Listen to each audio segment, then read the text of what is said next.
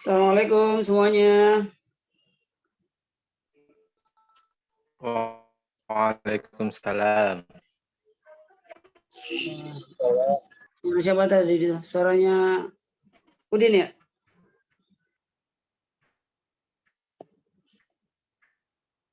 Berapa nih yang join? Baru. Waalaikumsalam warahmatullahi wabarakatuh. Aduh, ada Abang Opang. Sehat Abang Opang? Alhamdulillah sehat. Awas tuh, belakang beresin dulu, Bang. Gak Yang lain apa-apa. gimana? Sehat semuanya? Nah ini suaranya semuanya. Alhamdulillah. Lah. Ada siapa lagi? Latif. Ini sambil menunggu ini ya, Pak Dokter Kevin nih. Dia katanya tadi pagi ada praktik, kemungkinan sekitar 5-10 menit lagi baru join. Sambil menunggu mulai, mungkin teman-teman semua bisa untuk share lagi link Zoom kajian Syiro ini supaya bisa lebih ramai lagi yang ikut di grup fakultas, di grup departemen, teman kantor. Niatnya supaya menebar manfaat ya, sharing ilmu. Silakan teman-teman semua yang berkesempatan untuk hadir sekarang bisa ngajakin keluarganya, terutama yang kakak adiknya udah pada nikah juga. Ini kan temanya pas nih, biasanya tentang anak.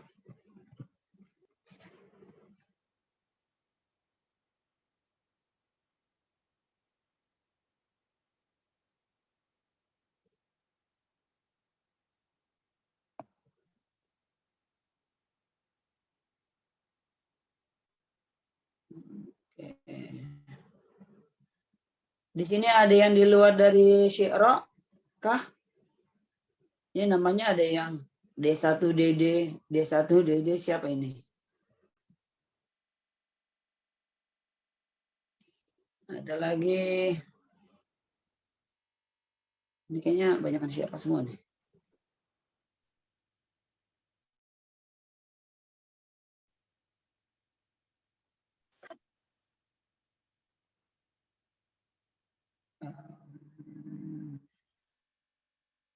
Bagi teman-teman semua yang mungkin sudah yang sekarang sudah join, bisa untuk mengisi mengisi absensi. Mana link absensinya nih? Admin. Link absensinya nanti biasanya muncul di kolom chat ya.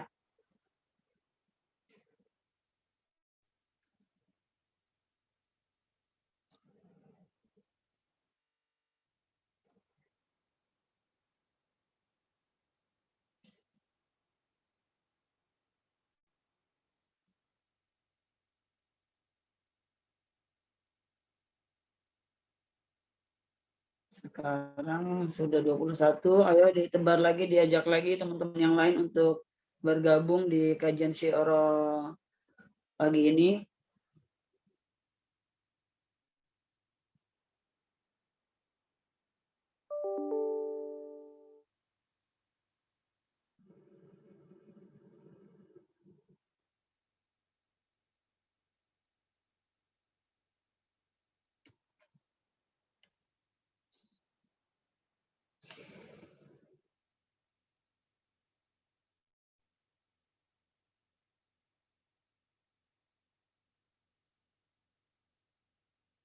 Sebagai informasi awalan,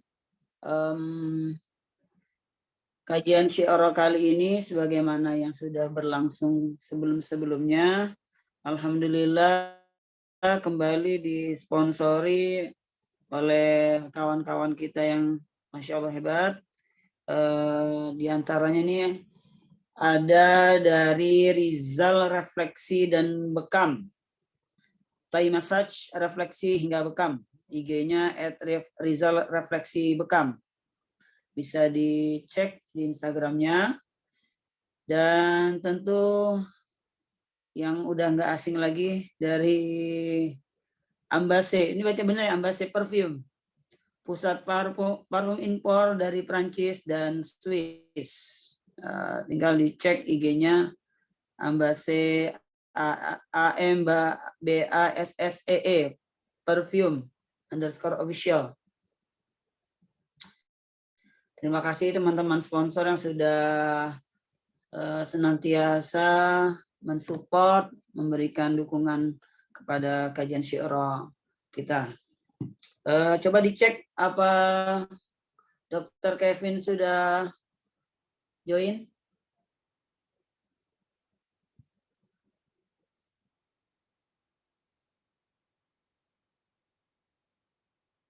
Kayaknya belum.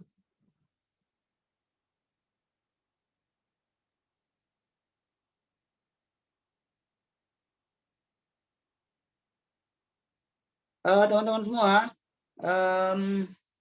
sambil menyimak, ini ada sedikit bocoran. Nanti buat teman-teman semua yang punya keaktifan dalam bertanya, pertanyaannya bagus, insya Allah ada door prize dari sponsor. Ini door prize-nya nanti aja disebut. Tapi ada 1, 2, 3, 7. Ada 7 door prize. Entah ini dibagi berapa, tapi disediakan ada 7 hadiah untuk teman-teman partisipan yang memberikan pertanyaan dan terpilih sebagai pertanyaan terbaik.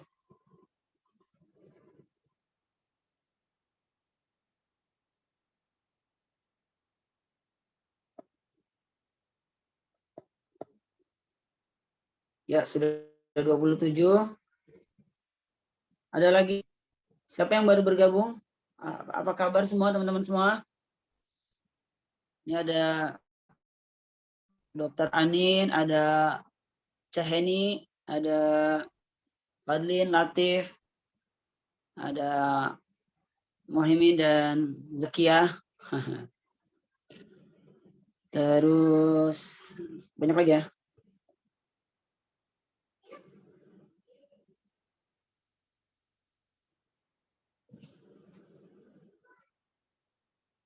Ya, udah muncul itu apa namanya link untuk absensi, silakan. Baik, teman-teman semua, sambil mengisi absensi yang sudah ada di link chat atau chat room-nya, mungkin kita bisa mulai sebagaimana jam sudah menunjukkan jam 10:08. Bismillahirrahmanirrahim. Uhayyikum jami'an bitahiyatil Islam. Assalamualaikum warahmatullahi wabarakatuh. Waalaikumsalam warahmatullahi wabarakatuh. Alhamdulillahilladzi bi ni'matihi tatimmus shalihat. Alhamdulillahilladzi arsala rasulahu bil huda wa dinil haqq liyudhhirahu 'alad dini kullih walau karihal musyrikun wa kafa billahi syahida. Asyhadu an la ilaha illallah wahdahu la syarika lah wa asyhadu anna Muhammadan 'abduhu wa rasuluhu la nabiyya ba'dah. Allahumma salli wa sallim wa barik ala Muhammad wa ala alihi wa sahbihi. Allah ta'ala fi kitabihil karim. A'udzu billahi as-sami'il 'alim minasy syaithanir rajim. Ya ayyuhalladzina amanu taqullaha haqqa tuqatih wa la tamutunna illa wa antum muslimun. Wa qala 'idhan ya ayyuhalladzina amanu kulu min thayyibati ma razaqnakum washkuru lillahi in kuntum iyyahu ta'budun. Shadaqallahul 'azim wa sadaqa rasulullahil karim.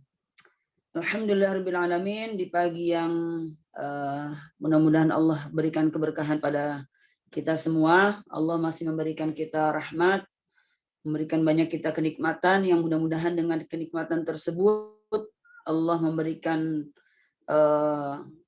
petunjuk bagi kita untuk senantiasa menggunakan kenikmatan tersebut untuk beribadah kepadanya sebagaimana tujuan kita diciptakan, yakni beribadah kepada Allah Subhanahu wa taala. Beribadah dalam kerangka ibadah mahdoh, ghairu mahdoh, muamalah, dan tentunya menjaga setiap anugerah-anugerah yang diberikan Allah kepada kita dengan penjagaan terbaik. Salah satu penjagaan terbaik yang wajib kita lakukan dalam amanah yang Allah berikan ini adalah menjaga yang Allah titipkan.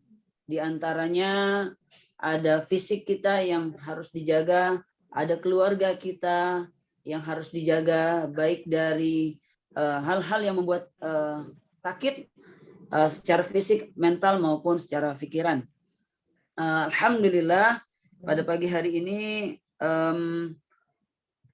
insya Allah kita akan membahas sebuah tema yang mungkin dibutuhkan, atau kalau menurut saya sebetulnya benar-benar dibutuhkan ya, karena kebanyakan dari kita sudah memiliki keturunan atau punya adik yang masih kecil atau mungkin punya keponakan yang tentunya bukan hanya diri kita yang patut dijaga kesehatannya, tetapi juga anak-anak kita, adik-adik kita, ponakan kita yang wajib kita jaga kesehatannya. Terlebih lagi yang usianya masih relatif kecil, balita, masih di bawah 5 tahun ya. Nah, insya Allah pada pagi hari ini kita akan sedikit mengulas tentang kesehatan anak usia 0 sampai dengan 5 tahun.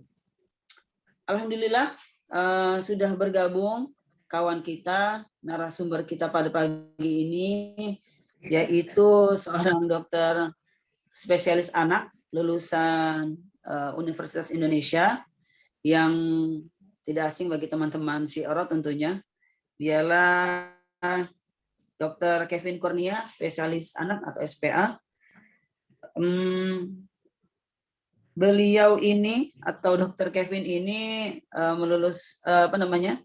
memiliki riwayat pendidikan. Dia S1 kedokteran di Universitas Indonesia dan pendidikan spesialis ilmu kesehatan anak di UI juga, serta pengalaman di anggota Ikatan Dokter Anak Indonesia serta asisten peneliti Rumah Sakit Cipto Mangunkusumo RSCM. Sebagai awalan, saya mengulang kembali bahwa kajian Syi'ro kali ini diikuti oleh kawan-kawan Syi'ro dan luar Syi'ro. Tentunya didukung oleh sponsor yang luar biasa. Ada Rizal Refleksi dan Bekam, Thai Massage, Refleksi dan hingga Bekam, dan Ambassade Perfume, pusat parfum impor dari Perancis dan Swiss.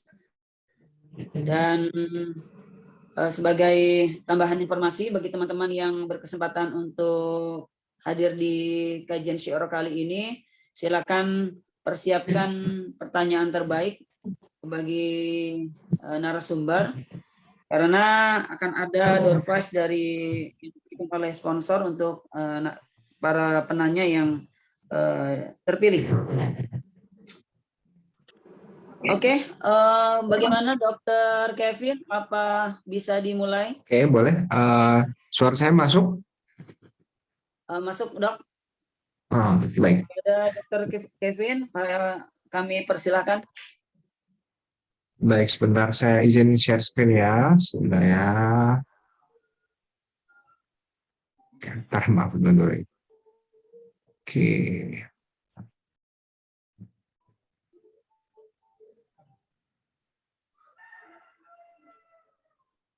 Ya, apakah slide saya sudah terlihat? Sudah. Terlihat, Dok. Dok. Baik. Baik, terima kasih. Bismillahirrahmanirrahim. Assalamualaikum warahmatullahi wabarakatuh. Assalamualaikum warahmatullahi wabarakatuh. Alhamdulillahirrahmanirrahim. Allahumma shalli ala sayyidina Muhammad wa ala sayyidina Muhammad. Bismillahirrahmanirrahim. Rabbi shrah li sadri wa yassir li amri wahlul 'uqdatam min lisani yafqahu qawli. Alhamdulillah, saya berterima kasih mengucapkan jazakumullah khair kepada seluruh panitia kajian Syi'ra untuk diberikan kesempatan memberikan sedikit nasihat mungkin ya tentang kesehatan pada anak di usia 0 sampai 5 tahun. Sebelumnya waktu saya yang diberikan ke saya berapa menit? Budi? Sampai kurang lebih 1 jam kali ya. 1 jam. Karena kita kan sampai zuhur ya. Oke. Biar ada sesi tanya jawabnya. Baik. Enggak, untuk presentasinya 1 jam juga? Cukup kalau 1 jam atau kurang? Bisa diusahakan.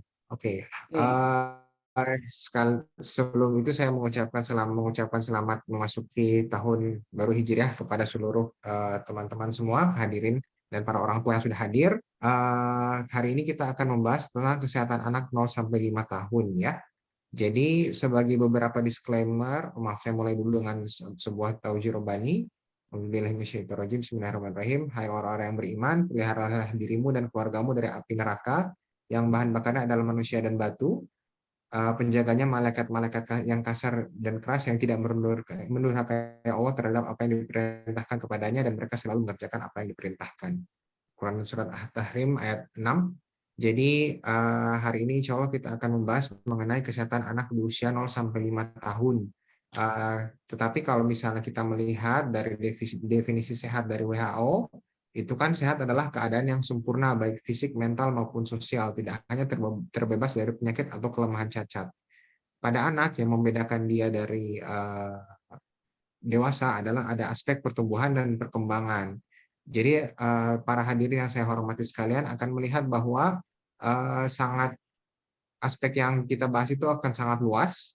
Dan saya akan diberikan panduan untuk memberikan A sampai Z. Nanti insya Allah sih benar-benar akan saya kupas satu persatu. Karena banyak aspek yang dilihat dan per poinnya itu bisa dibuat satu kuliah sendiri. Saya tanya tadi berapa jam yang diberikan karena memang bisa dibahas begitu. Dan kalau misalnya saya tidak di-cut oleh moderator, saya bisa kemana-mana. Jadi silakan kepada Pak Moderator, mudah-mudahan bisa diarahkan dengan baik kalau misalnya saya sudah membuang waktu terlalu banyak. Ya, sebagai disclaimer, para Bapak Ibu, saya panggilnya apa nih, Bapak dan Ibu, teman-teman kali ya, para teman-teman sekalian.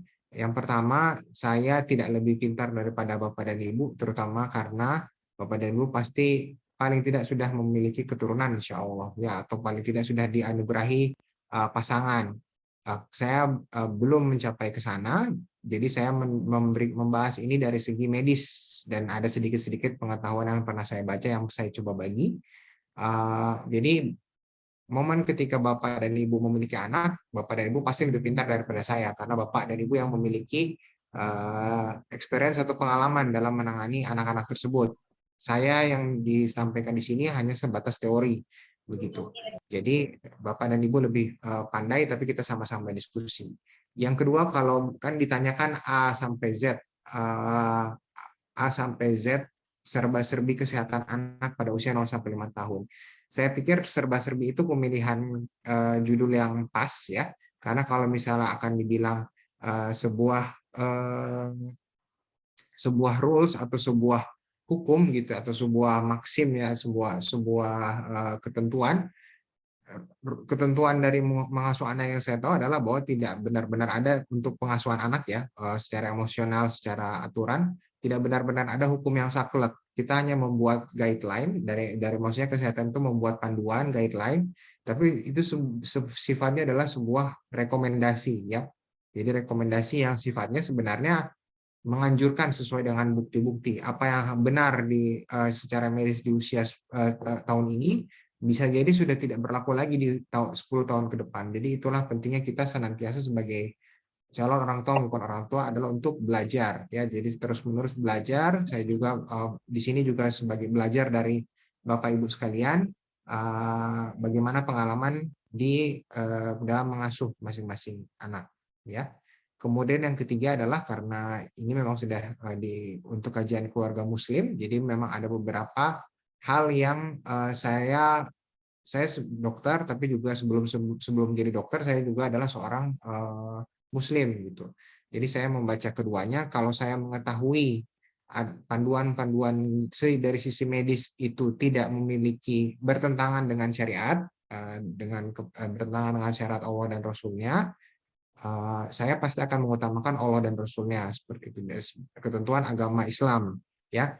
Hal yang paling sering dibahas tuh misalnya jangan berkata jangan gitu. Padahal kan di surat Luqman ada perintah nasihat dari Luqman kepada anaknya kan jangan menyekutukan Allah, itu saja sudah pertama dengan menggunakan jangan gitu. Itu ada hal-hal yang tidak sesuai dengan kalau ada seperti itu bertentangan, saya akan coba kupas apa yang saya tahu dari sisi medis dan apa yang saya tahu dari sisi syariat, dan bagaimana bukan rekonsiliasi mungkin istilah yang baik ya, untuk mendapatkan keseimbangan, tidak berkompromi, untuk menunjukkan apa yang perlu diperbaiki atau belum terungkap di di sisi medis seperti itu, ya. Oke, dengan 3 disclaimer ini dan juga dengan memohon izin pertolongan dari Allah, saya mengucapkan Bismillah dan memulai ya. Jadi kita mulai dulu dengan kondisi anak ya. Jadi anak kalau misalnya bilang kesehatan pada anak, terutama di usia 0 sampai 5 tahun, yang paling vital adalah di 1000 hari pertama kehidupan. Jadi dari hari 0 dari konsepsi sampai di hari 1000 di usia nanti 2 tahun. Seperti itu. Saya diamanahkan untuk diberikan bahasan dari 0 sampai 5 tahun. Jadi ada 3 tahun utang nih, seperti itu. Tapi kurang lebih sih 3 sampai 5 tahunnya itu akan sangat berdampak dari 2 tahun pertama. Jadi paling hanya semacam bumbu-bumbu atau tambahan-tambahan yang kurang di usia 0 sampai 2 tahun pertama tersebut. Kemudian di 1000 hari pertama kehidupan ini tidak membahas skop atau bahasan yang dibahas dari kajian-kajian parenting Muslim utama, yaitu yang pertama adalah kajian dalam mencari pasangan, dan yang kedua adalah kajian sebelum konsepsi, seperti itu, sebelum pembentukan gitu ya. Jadi 2 hal ini yang Islam unggul dibandingkan sisi medis. Jadi bahwa kalau belajar dari apa yang dibilang Umar Ibnu Khattab, kalau misalnya seorang anak itu sudah ditentukan dari ketika kamu memilih pasangan, gitu. Jadi dari suami yang memilih seorang istri, seperti itu ya. Jadi ada sedikit tentang bahasan tersebut. Ya, kenapa 1000 hari pertama? Karena dalam 0 sampai 2 tahun pertama pertumbuhan dan perkembangan bayi anak itu sangat cepat. Jadi kalau misalnya lihat grafik pertumbuhan, semuanya paling cepat adalah 0 sampai 2 tahun pertama. Baik itu berat badan, tinggi badan, kecerdasan, kecepatan perkembangan otak, dan terutama adalah kecepatan perkembangan otak. Setelah usia 2 tahun, kecepatan perkembangan otak itu membesar, secara volume yang membesar itu berhenti. Jadi yang ada itu adalah perkembangan penyambungan sel saraf yang sudah terbentuk. Jadi kalau terjadi sesuatu yang vital atau ada stimulasi atau kejadian tertentu yang menyebabkan perkembangannya terhenti di usia sebelum 2 tahun, dan ditemukan baru di atas 2 tahun, secara medis sulit untuk dilakukan rehabilitasi lagi seperti agar supaya tumbuh seperti anak seperti biasanya. Ya, itu untuk pengenalannya. Oke, jadi tadi saya diminta A sampai Z nih. Jadi kalau mau ditanyakan kenapa lama dan kenapa kemana-mana dan kenapa tidak fokus, karena saya diminta memang A sampai Z. Jadi memang dibagi. Saya coba-coba buat supaya memang ada 26 tips, dan yang tidak ditambahkan dari sisi medis ada dari sisi Islam. Mudah-mudahan walaupun saya bukan ustadz, apa yang saya pelajari dari ustadz dan syekh yang sudah pernah dibahas bisa kita saling berbagi. Ini sifatnya adalah sekali lagi adalah nasihat, jadi bukan sesuatu yang Ya ini kalau dari sisi medis dan ada yang sudah regulasinya kan saklek. Tapi kita bisa diskusi di sini gitu. Apa yang karena ada beberapa ranah seperti ranah emosional, ranah perkembangan, ranah stimulasi itu akan sangat tergantung dengan kondisi rumah, kondisi budaya dan kondisi pola masing-masing seperti itu ya. Jadi saya nggak tahu mungkin ada hadirin di sini yang tinggal di luar negeri yang customnya beda, pasti apa yang saya sampaikan mungkin akan berbeda dan itu tidak masalah, itu bisa menjadi sebuah ruang diskusi. Baik, oke.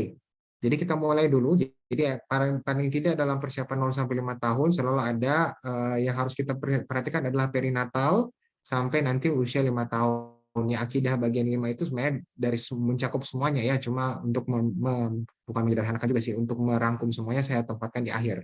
Karena yang di akhir biasanya paling diingat gitu ya. Jadi harus paling diingat. Oke, ya. Jadi yang pertama adalah A.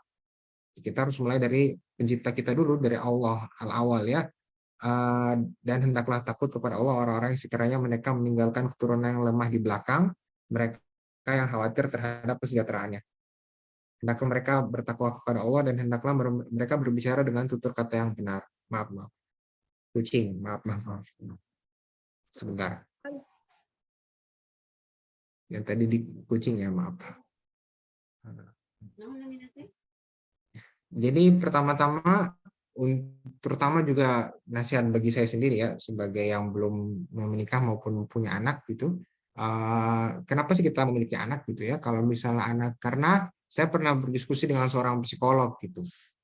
Pas saya tanya apa sih pertanyaan yang harus ditanyakan ke orang tua pertama kali kalau diizinkan kamu hanya memberikan satu nasihat nih psikolog gitu ke seorang orang tua, apa sih yang kamu mau izinkan gitu.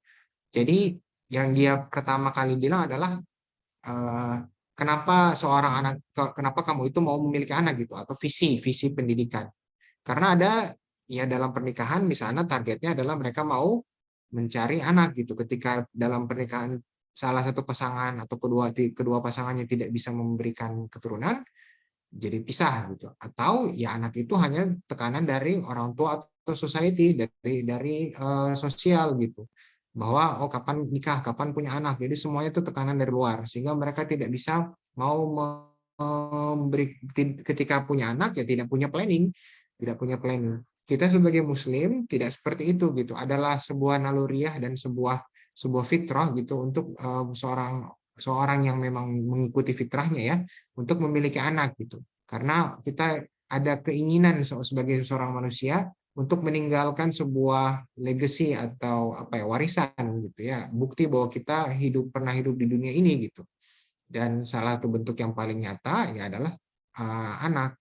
Nah, kadang-kadang kan anak-anak disebut anak sebagai investasi, tidak ya, tapi juga lebih banyak adalah anak sebagai amanah gitu. Jadi semua anak tidak kita tuh tidak sembarang orang memberikan anak gitu, dan pasti ada maksudnya ketika Allah memberikan kita anak. Nah, ketika sekarang Allah memberikan wanti-wanti, harusnya kita takut kepada keturunan kita gitu, mereka yang lemah dari sisi apa? Lemah dari sisi fisik, lemah dari sisi ekonomi, walaupun ini memang konteks ayat ini akan mengarah ke wanita ya, tapi akan bermaksud juga tentang kesehatan, tentang psikologi.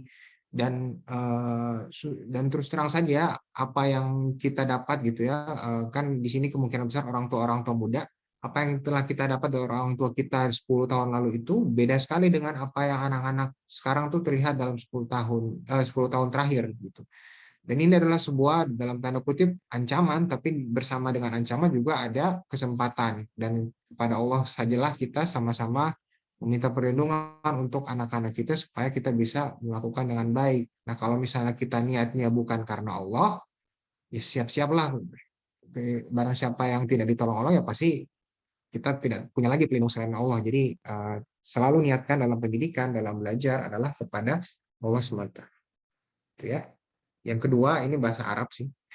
Karena saya mencari-cari supaya hubungan setelah Allah itu ada kalimat dari Rasul ya, yang paling ketemu yang disangkut pautkan adalah ba'ah ya, di hadis tentang pernikahan ya. Jadi kalau Rasulullah bersabda dari hadis riwayat Bukhari dan Muslim, ya ma'syarul syabab, wahai para pemuda nih, terutama kalau misalnya ada di sini yang sama-sama jomblo seperti saya, siapa yang mampu menanggung beban, di sini disebut minkum al-ba'ah, tapi di sini terjemahkan sebagai beban pernikahan, maka hendaklah dia menikah gitu. Ya sebenarnya si ba'ah itu terus simpel ya kalau diterjemahkan sebagai beban. Tapi ba'ah di sini selain memang konteksnya untuk sebuah maisha atau pendapatan, tapi juga bagaimana kita untuk menilai potensi. Dan ini sebenarnya kalau saya pikir ya, ini di luar konteks hadisnya. Jadi kalau saya keliru, ada ustadz-ustadz yang mau begitu, saya mengikuti.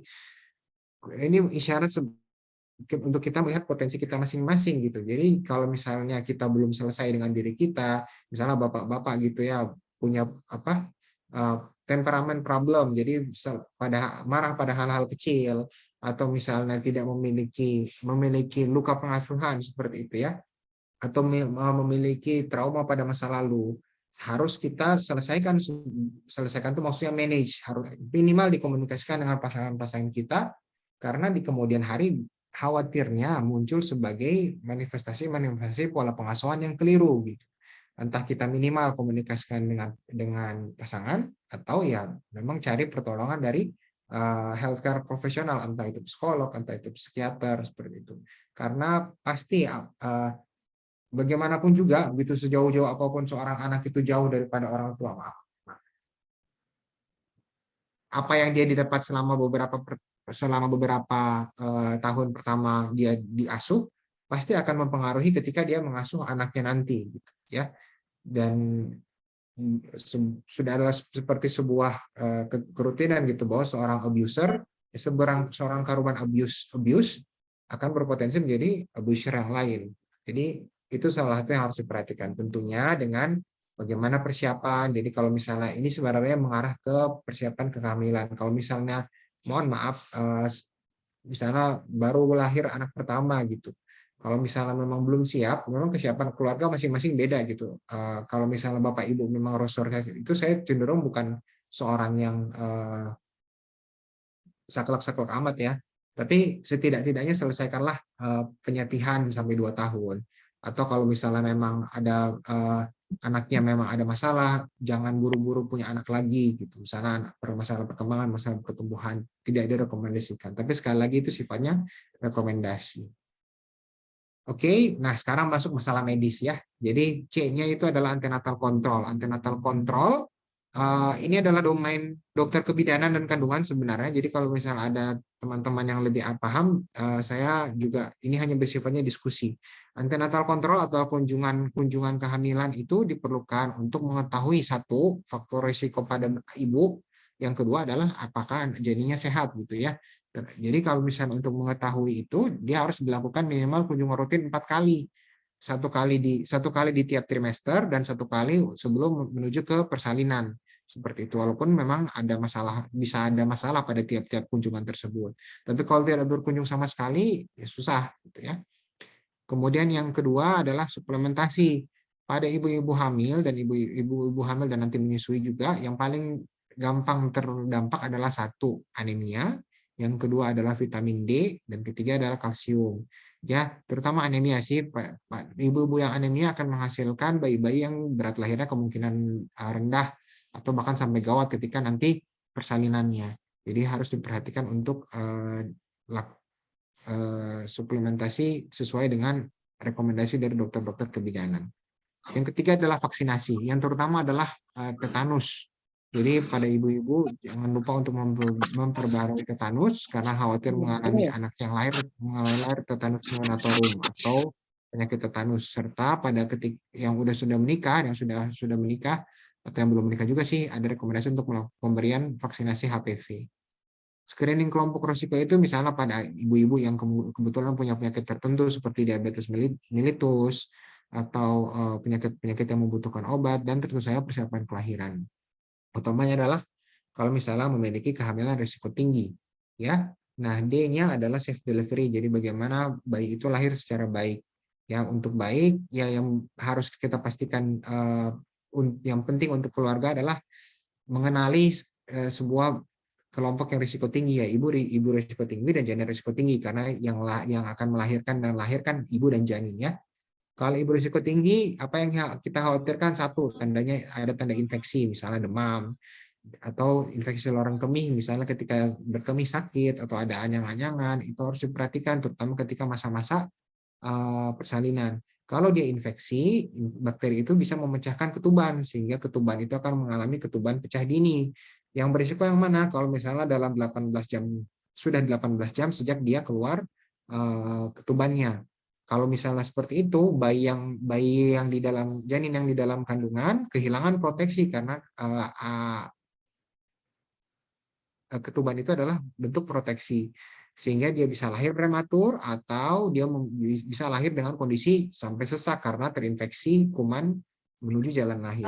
Yang berikutnya adalah janin risiko tinggi, yaitu biasanya kegawatan janin, tapi ini adalah tugas dokter anak maupun dokter kebidanan untuk mengetahui, dan anak-anak yang janin-janin yang kemungkinan memiliki risiko seperti pertumbuhan janin terganggu atau IUGR, mungkin teman-teman pernah lihat. Metode persalinan yang mana yang aman? Kita tentu merekomendasikan persalinan spontan karena persalinan spontan karena memiliki kebaikan misalnya pada bonding dan seterusnya. Tetapi belum tentu orang-orang yang harus terindikasi SC, ibu-ibu yang terindikasi seksius cesarea itu memiliki inferioritas dibandingkan persalinan spontan. Jadi jangan menjadikan persalinan rekombinan itu sebagai sebuah privilege yang kita flaunt atau kita bangga-banggakan seperti itu ya. Oke, berikutnya adalah dalam hari-hari pertama kehidupan ada beberapa penyakit pada bayi yang neonatus ya. Neonatus itu definisinya 0 sampai 28 hari. Kenapa bahaya? Karena ketika kita tidak tahu di usia padahal sudah bisa diketahui di hari-hari pertama, berisiko pada tumbuh kembang nanti di hari-hari berikutnya. Ada semua pemeriksaan sebenarnya esensial gitu ya. Kalau di negara-negara maju, terutama US, negara-negara Eropa, itu sudah termasuk paket mereka gitu. Jadi pasien-pasiennya tuh lahir, begitu lahir, jangankan setelah lahir gitu, dari sebelum lahir pun mereka sudah melakukan sampai fungsi amnion namanya untuk memeriksa apakah ada gangguan genetik gitu. Kita belum bisa ya. Jadi prosedurnya adalah biasanya bayi diambil sampel darah dari tumit yang tetesan darah. Ada beberapa yang esensial, sayangnya semua ini ada sih beberapa pemeriksaan ambil darah itu belum ditanggung pemerintah, jadi ada yang harus dilakukan sendiri. Yang esensial yang pertama adalah hormon tiroid ya. Tiroid itu adalah hormon pertumbuhan yang mempengaruhi pertumbuhan fisik, jadi tulang, tulang, pertumbuhan tulang dan pertumbuhan otak gitu. Dan ini bisa terjadi pada ibu dan ayah yang sama sekali nggak ada masalah. Jadi kalau misalnya anak harus idealnya memang diperiksa hormon tiroid, karena terjadinya hipotiroid atau kurangnya hormon tiroid itu bisa terjadi tanpa gejala, baru diketahui kok anaknya 2 tahun belum bisa ngomong, kok anaknya kurus, seperti itu. Ya, sayangnya ini belum dijadikan program nasional, yang mudah-mudahan ini segera diterapkan, karena terus terang aja pemeriksaannya memang mahal. Tapi seandainya ada rezeki, mungkin bisa pilih untuk memeriksakan ini. Kemudian berikutnya ada screening kelainan jantung kritis. Penyakit jantung bawaan itu termasuk salah satu penyakit kelainan bawaan yang paling sering. Ya, tandanya apa? Tanda paling umum biasanya adalah menyusuinya terputus, jadi harusnya menyusuinya sampai lebih dari 15 menit, ini dalam 5 menit dia sudah selesai, atau gampang capek, atau berat badannya tidak naik. Tapi ada namanya penyakit jantung bawaan, namanya penyakit jantung kritis. Jadi penyakit jantung yang kalau tidak ditangani dalam kurun waktu 1 bulan, dia akan mengalami gangguan bisa sampai mengancam nyawa. Nah, untuk mengetahui itu, biasanya kita melakukan screening jantung kritis dengan memeriksa tangan kiri dan tangan kanannya apakah saturasi oksigennya sama dalam 48 jam pertama. Dan screening pendengaran. Screening pendengaran ini adalah sesuatu yang esensial, tapi ini bukan domain saya sih. Jadi domainnya hanya melakukan rekomendasi, tapi yang melakukannya adalah dokter-dokter THT. Ada yang lain juga esensial, jadi saya nggak akan bilang satunya lebih penting daripada yang lain, cuma dua-duanya sebenarnya esensial. Nah, ini penyakit bawaan yang lain seperti penyakit metabolik, penyakit hematologi, dan berikutnya adalah yang spesifik sesuai dengan kondisi ibu, misalnya pada pasien-pasien yang dengan pengobatan tertentu, dengan autoimun misalnya paling sering, atau dengan kelainan-kelainan bawaan. ya. Berikutnya adalah breastfeeding dan formula feeding, ya. ASI adalah berkah dari Allah gitu ya kepada ibu-ibu untuk memberikan nutrisi kepada anak-anaknya, ya.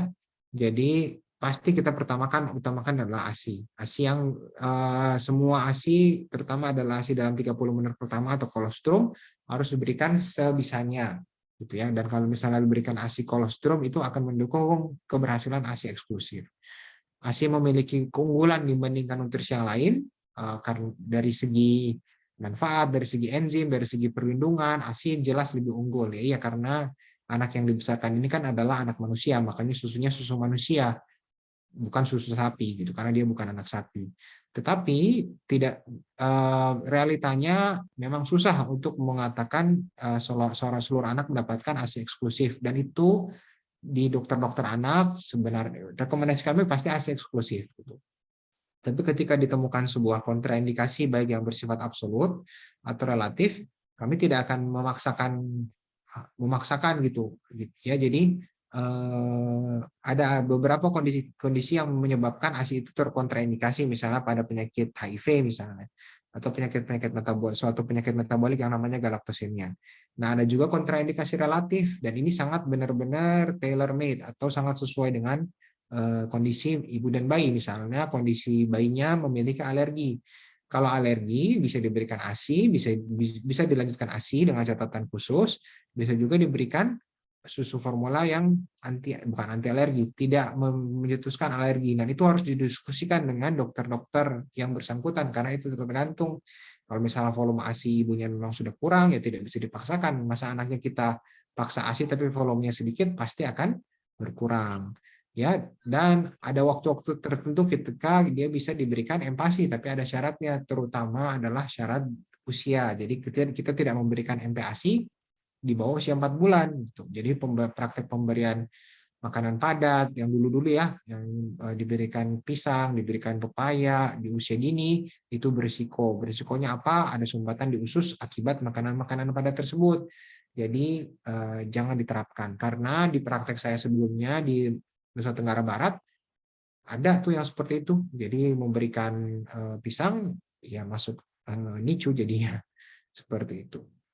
Ya, di sebelah kanan ada gambar bagaimana storage ASI, tapi sekali lagi itu waktunya tidak cukup. Nanti bisa, kalau misalnya ada masalah bisa didiskusikan, tapi gampangnya bisa dilihat dari WHO untuk panduan storage, penyimpanan, thawing atau pencairan, dan bagaimana first in first out dan sebagainya. Ya. Oh iya, ini memasuki minggu sedikit lagi akan memasuki pekan pertama. Agustus itu adalah pekan menyusui sedunia. Jadi sekalian, maaf di sini tidak dicantumkan. Jadi tanda kecukupan ASI itu paling tidak ada 4. Yang pertama, anak terlihat kenyang dan perlekatannya baik. Ya, kemudian yang kedua adalah dia berat badannya naik pastinya. Yang ketiga adalah buang air besarnya baik di atas 5-6 kali. Walaupun tidak selalu seluruh anak-anak yang ASI-nya itu baik itu harus 5-6 kali. Kadang-kadang bisa ASI karena dia ASI diserap semua, jadi malah nggak BAB gitu ya, tapi ada indikasi-indikasi khusus. Dan buang air kecilnya 3-4 kali. Tapi terutama adalah berat badannya naik sih gitu. Di hari-hari pertama kehidupan baik anak adalah wajar berat badannya itu turun sampai 10% dalam seminggu pertama, karena kan ada namanya lemak bayi ya, pada saat lahir itu akan menghilang, dan itu yang akan mengurangi berat badan. Ketika dia di usia 7 hari ke atas, kalau kita melihat berat badannya belum kembali seperti berat badan lahir, itu adalah sebuah tanda gawat bahwa anak ini mengalami gangguan pertumbuhan, risiko gangguan pertumbuhan, dan harus dikonsultasikan dengan dokter. Ya. Oke.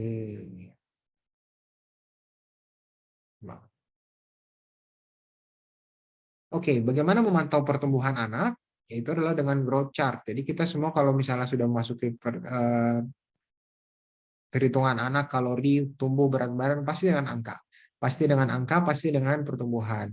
Ya, dengan grafik. Ya, jadi karena tidak semua anak beda-beda, tapi Organisasi Kesehatan WHO seperti itu atau CDC itu melakukan penelitian dan membuat sebuah rentang berapa anak-anak yang normal itu berapa sih berat badannya, tinggi badannya berapa gitu ya. Jadi dalam 28 hari pertama kita bisa dalam 0 sampai 28 hari itu sampai 5 tahun kita menggunakan kurva WHO. Maaf ini yang belum diedit ya. Dan di atas 5 tahun kita menggunakan kurva CDC. Jangan bingung karena kalau pada ketika lahir nanti anak-anaknya itu akan dilengkapi dengan buku KIA, buku pink biasanya kita bilang. Cuma permasalahannya kadang-kadang tuh orang tua akan selalu berkonsultasi, kok anak saya di kartu menuju sehatnya ini sekian, tapi di yang itu dibilangnya gizi baik gitu. Jadi ada diskongruensi, ada antara perbedaan antara kurva WHO dengan kartu menuju sehat.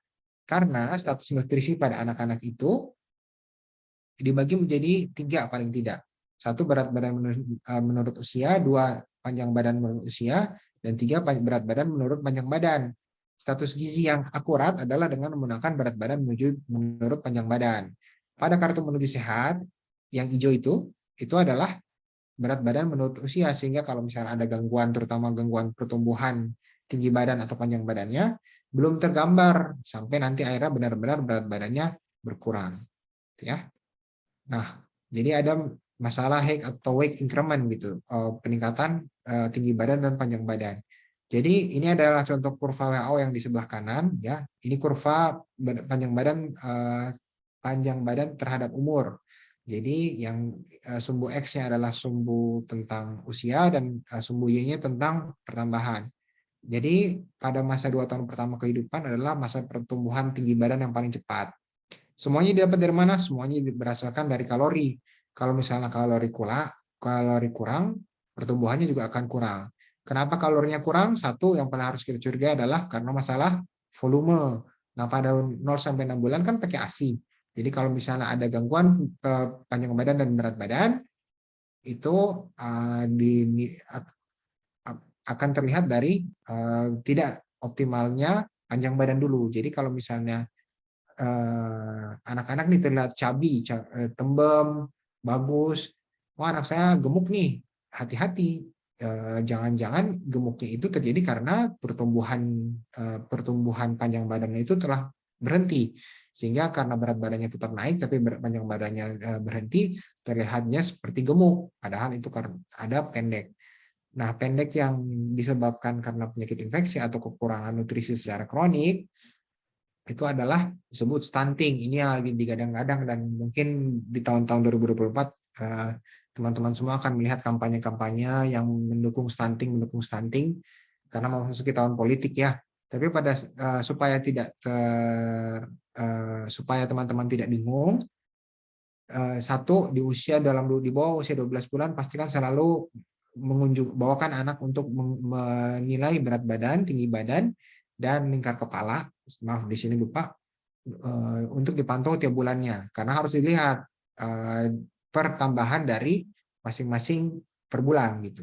Kemudian yang kedua, kalau misalnya ada ditemukan, jangan cuma cukup melihat berat badan saja, tapi juga harus melihat panjang badan. 3, kalau misalnya ditemukan tinggi badannya berhenti atau atau melambat, ada kecepatannya nanti di slide ini, segera konsultasikan, karena yang kemungkinannya yang kita khawatirkan pertama adalah infeksi gitu. Terutama kalau misalnya anaknya diberikan makan baik-baik saja. Yang berikutnya adalah increments. Jadi sebelum dimulai, kalau dulu kan kita berat badan, tinggi badan ya. Sekarang ada yang lebih objektif, yaitu untuk menilai sebuah weight faltering atau kegagalan tumbuh. Walaupun kalau kita bilang gagal tumbuh, biasanya orang tua protes ya, itu kan istilah yang buruk. Jadi kita mengatakan growth faltering atau penurunan pertumbuhan. Ya, jadi kalau misalnya seorang anak itu mengalami penurunan pertumbuhan, nggak langsung tinggi badannya tiba-tiba menyusut.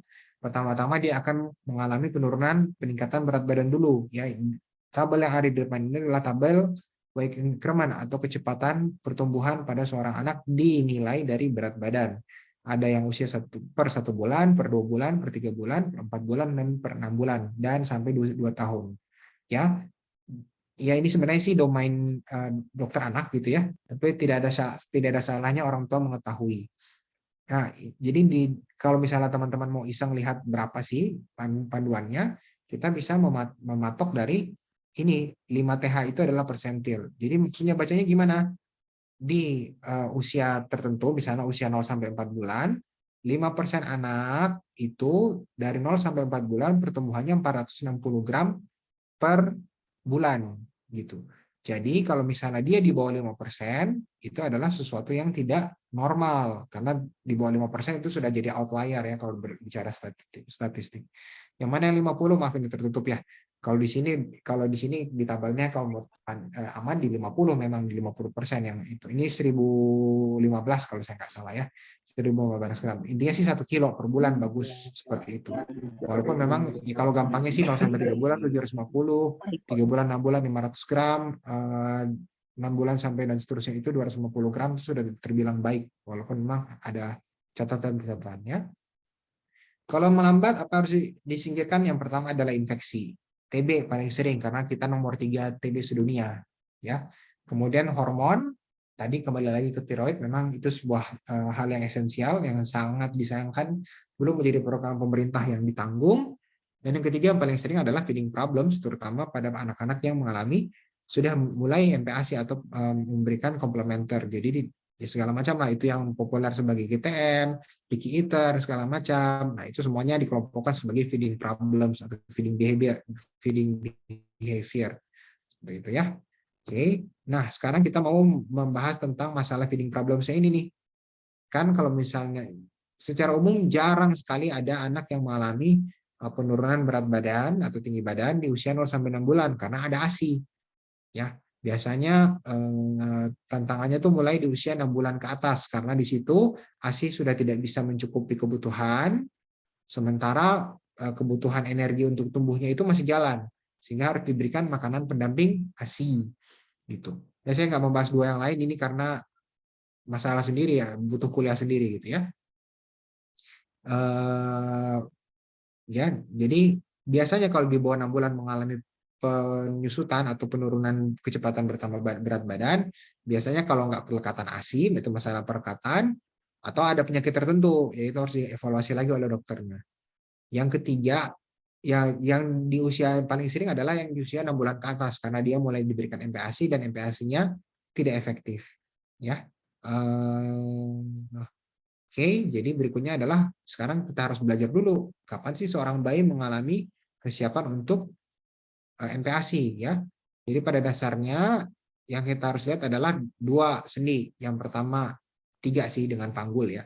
Jadi yang pertama adalah otot rahangnya udah siap, ya sendi rahang, sorry. Yang berikutnya adalah sendi leher, kepalanya udah tegak karena kalau dia makan atau minum sambil kepalanya letoy gitu ya, kayak plek ke bawah, dia bisa tersedak. Yang ketiga adalah sendi panggul. Jadi dia bisa duduk ya. Kalau misalnya 3 ini belum siap, belum matur, bisa ditemukan kelainan ketika mulai MPASI. Ya, terutama yang dipastikan adalah kepalanya sudah tegak dulu gitu. Ya, maksudnya duduk ini bukan duduk sendiri dari duduk baring langsung bisa langsung duduk tegak. Tapi yang penting kepalanya sudah tegak dan dia bisa menyanggah seperti anak yang digambar seperti ini. Ya. Dan berikutnya adalah otot mulut. Ya, bayi sampai usia sekitar 6 bulan 7 bulan itu memiliki refleks melepeh refleks protrusi. Tujuannya adalah untuk melindungi bayi karena kalau misalnya diberikan bayi makanan-makanan yang padat, bayi itu akan mengeluarkan refleks melepehkan seperti itu karena memang dia waktunya untuk diberikan ASI saja gitu. Apakah kalau misalnya masih ada lepehan ini jadi sebuah kontraindikasi untuk memulai makanan padat? Tidak. Memang dia baru mulai hilang tuh usia 6-7 bulan pun bisa. Jadi kalau misalnya dia memang baru mulai usia 7 bulan hilang, yang penting adalah berkurang. Awalnya kan dia makin lama masih melepeh, kemudian makin lama makin hilang. Seiring waktunya dia akan menghilang. Tapi itu tidak menjadi kontraindikasi untuk memulai MPASI. Yang penting adalah satu, kepalanya sudah tegak, karena kepala tegak itu biasanya paling sering sudah mulai dari usia 4 bulan, dan berikutnya adalah sudah bisa duduk. Kalau dia sudah bisa duduk, dia akan mulai meraih-raih dan tertarik pada makanan. Dan kalau dia sudah mulai tertarik pada makanan, dia akan mulai menggapai-gapai makanan yang dimakan ibu dan bapaknya.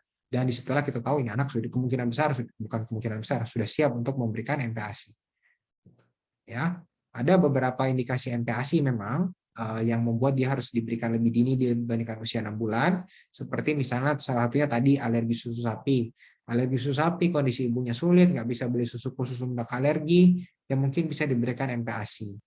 Ya, sebagai mulai, tapi ada risikonya di bawah 4 bulan, di bawah 6 bulan belum tentu semua otot-otot dan sendi-sendi yang saya sebutkan tadi siap, sehingga kalau misalnya dia diberikan harus bersiap-siap risiko dia mengalami yang paling dikhawatirkan adalah aspirasi atau tersedak, jadi makanan masuk ke dalam paru-paru sehingga dia mengalami sesak ya.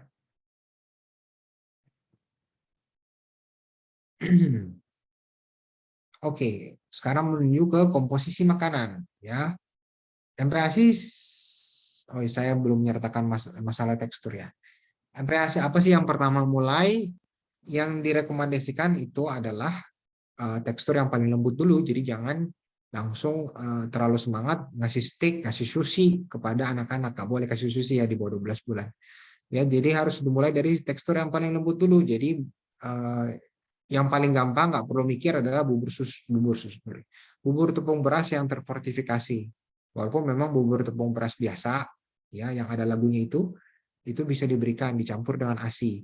Tujuannya apa? Tujuannya adalah untuk membuat bayi itu mulai siap melatih dengan memberikan mengunyah, mulai otot-otot mulutnya untuk bekerja, untuk membentuk itu, dan juga secara tidak langsung juga akan melatih otot-otot mulutnya untuk mulai bicara. Jadi keterampilan makan dan keterampilan bicara itu berkaitan karena sama-sama otot mulut. Ketika nanti teksturnya sudah cukup baik, baru kita mulai naik ke tekstur yang mulai semi padat, tapi jangan hati-hati, jangan terlalu cepat. Kalau terlalu cepat menaikkan tekstur, risikonya bayi itu akan kecapean makan. Bayi juga bisa capek makan gitu. Jadi dia tidak mau makan tekstur yang terlalu keras akan membuatnya kelelahan, sehingga dia akan ketika diberikan tekstur yang sama, dia nggak mau makan. Jadi GTM. Ibunya frustrasi, bapaknya frustrasi. Jadi pada saat seperti itu memang kita harus melihat kebutuhan anak ya. Terus terang kalau mau dibilang kapan-kapan itu nggak ada usia bakunya ya. Jadi harus memang terlihat menyiapkan dari masing-masing anak gitu. Karena memang ada usia 8 bulan dia udah bisa makan makanan yang padat, tapi secara umum di usia 6 sampai 7 bulan kita belum memberikan makanan yang padat seperti nasi tim. Di usia 8 bulan itu baru mulai yang makanan-makanan yang semi padat, pure kentang gitu ya, atau buah-buahan yang sudah di blender. Di usia 9 bulan ketika dia sudah mulai sudah mulai bisa meraih makanan, kita coba dengan makanan-makanan finger food ya, seperti telur-telur gulung yang dibuat bola-bola atau bola-bola nasi, kita coba dulu. Baru 10 dan 11 bulan sampai 11 bulan, 12 bulan ya harusnya dia bisa makanan keluarga. Tapi sekali lagi itu sangat tergantung kepada anak-anak dan tergantung custom dari masing-masing keluarga. Ya, kalau misalnya keluarganya tidak biasa makan makanan grain, oats, chia seed seperti itu, karena kan orang tua kekinian kan ajaib-ajaib ya, ngasih chia seed, ngasih makanan-makanan organik import ya, termakan iklan ya, padahal ada banyak resource yang banyak nih di Indonesia gitu. Nah, komposisinya apa? Yang penting adalah dia harus mendapatkan komposisi yang seimbang, karbohidrat, protein, lemak, dan serat. Kalau di sini gambarnya tuh rada-rada kurang akurat ya. Untuk menaikkan berat badan terutama memang lemak, betul. Jadi jangan nggak boleh dikasih lemak ya. Dia butuh lemak masalahnya. Otaknya itu membutuhkan lemak. Jadi kalau misalnya selama dia bersih, jadi jangan ragu-ragu kasih santan, misal kasih kuah-kuah lemak, kasih mentega, kasih minyak, itu nggak ada masalah. Yang penting udah masuk usia MPASI. Yang selalu tertinggal adalah protein. Kenapa protein? Karena protein itu adalah untuk building blocks dari tubuh anak. Kalau misalnya dia kurang proteinnya, gejala yang terutama yang tadi stunting. Proteinnya di sini spesifik, bukan hanya bukan protein nabati, tapi protein hewani seperti daging sapi, hati ayam, dan seterusnya. Mohon maaf tadi ada yang resen, itu gimana moderator? Apa mau bisa di-cut tiap itu atau saya selesaikan sesinya apa gimana nih? Kenapa? Ada yang raise hand. Kalau misalnya ada pertanyaan, nanti. dikumpulkan di akhir nanti ya. Baik. Oke, Saya izin lanjut lanjut dok. dulu ya. Oke. Oke. Kalau dilihat di piring ini biasanya dibilang my plates ya. Ada beberapa catatan nih di pinggir-pinggirnya. Jangan ditambahkan preservatif, maksudnya seperti gula tambahan, garam tuh boleh, tapi ya terukur. Kalau ada takarannya. Untuk merasakan boleh, tapi jangan, maksudnya di sini adalah garam-garam tinggi seperti makanan-makanan siap saji, terutama fast food ya, atau makanan-makanan yang terlalu tinggi. Generally bubur-bubur yang terfortifikasi itu sudah sesuai dengan BPOM, jadi jangan tidak apa-apa untuk diberikan, tapi yang memang terpenting adalah yang homemade supaya anak-anak terbiasa dengan rasa rumah dan akan membantu dia makan di masa-masa ketika dia mulai makan makanan padat. Ya, ini ada masalah diet diversity, maksudnya soal bagaimana perbedaan tiap-tiap rumah, multi ethnicity juga. Nah, di sini karbohidrat kan dibilang ada rice, corn, tapioka, wheat. Ya, ini karena saya ambilnya dari masalah Eropa gitu ya. Jadi kita nggak boleh benar-benar saklek gitu, harus nasi gitu. Kalau kita kan belum makan nasi, belum makan. Anak-anak zaman sekarang tuh nggak tahu deh, aneh seleranya gitu ya. Saya juga nggak tahu. Anak orang tuanya suka makan nasi, tapi anaknya baru makan kalau misalnya dikasih roti. Jadi jangan pusing kalau misalnya karbohidratnya nggak bisa nasi, silakan diberikan roti, silakan diberikan kentang, berikan jagung, sagu. Yang penting adalah jumlahnya sesuai dan pertumbuhannya naik gitu ya. Variasi dari makanan juga harus diperhatikan karena bayi-bayi sekarang, saya sih melihat anak-anak sekarang gampang bosan ya. Jadi coba buat variasi. Jadi tips yang penting adalah di awal masa anak-anak mulai invasi, mulai berikan variasi sehingga ketika dia mulai variasi rasa, variasi konsistensi, termasuk termasuk rasa pahit sayur gitu. Jadi kalau misalnya dikenalkan lebih dini di usia pada saat dia mulai makan makanan padat, dia akan lebih gampang makan sayur gitu. Tapi sekali lagi yang terpenting itu sayur hanya di sini bahkan kurang dari 1/4 ya, ini kurang dari 1/4, karbohidrat lebih banyak ya. Jangan sampai dia makanannya itu cuma nasi sama sayur. Oh, anaknya mau makan sayur dok, tapi nggak diberikan protein.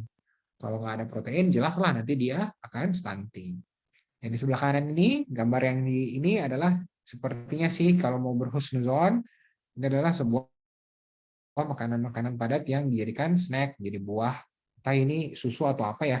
Tapi sebenarnya ini makanan yang buruk kalau untuk jadi makanan-makanan berat, karena nanti dia harus mengandung protein, dan proteinnya protein hewani. Nggak boleh protein nabati seperti kacang-kacangan, legum seperti ini itu tidak disarankan. Oke, berikutnya adalah feeding rules. Ya, feeding ya, saya bikin laws biar agak rada maksa aja sih. Jadwal makan 3 kali sehari dan 2 kali snack. Gampang sebenarnya. Jadwal makan itu harus 3 kali sehari, makan besar, dan 2 kali snack. Kemudian berikutnya konsistensi jam setiap hari. Jadi kalau misalnya makan hari ini jam 7, besok tetap jam 7. Tahun depan masih jam 7. Kalau makan siangnya jam 12, hari ini jam 12, besok jam 12. Tahun depan masih jam 12. Kalau misalnya jadwalnya ini berantakan, hari ini jam 7, besok jam 9, lusa jam 8, minggu depan jam 9.30, yang terjadi tubuh anak itu akan membuat dia lapar tidak teratur juga, kenyang tidak teratur juga, sehingga dia akan lapar ketika dia tidak harusnya lapar dan kenyang ketika dia tidak kenyang. Jadi harus dibuat jadwal makanan yang rutin, gitu ya.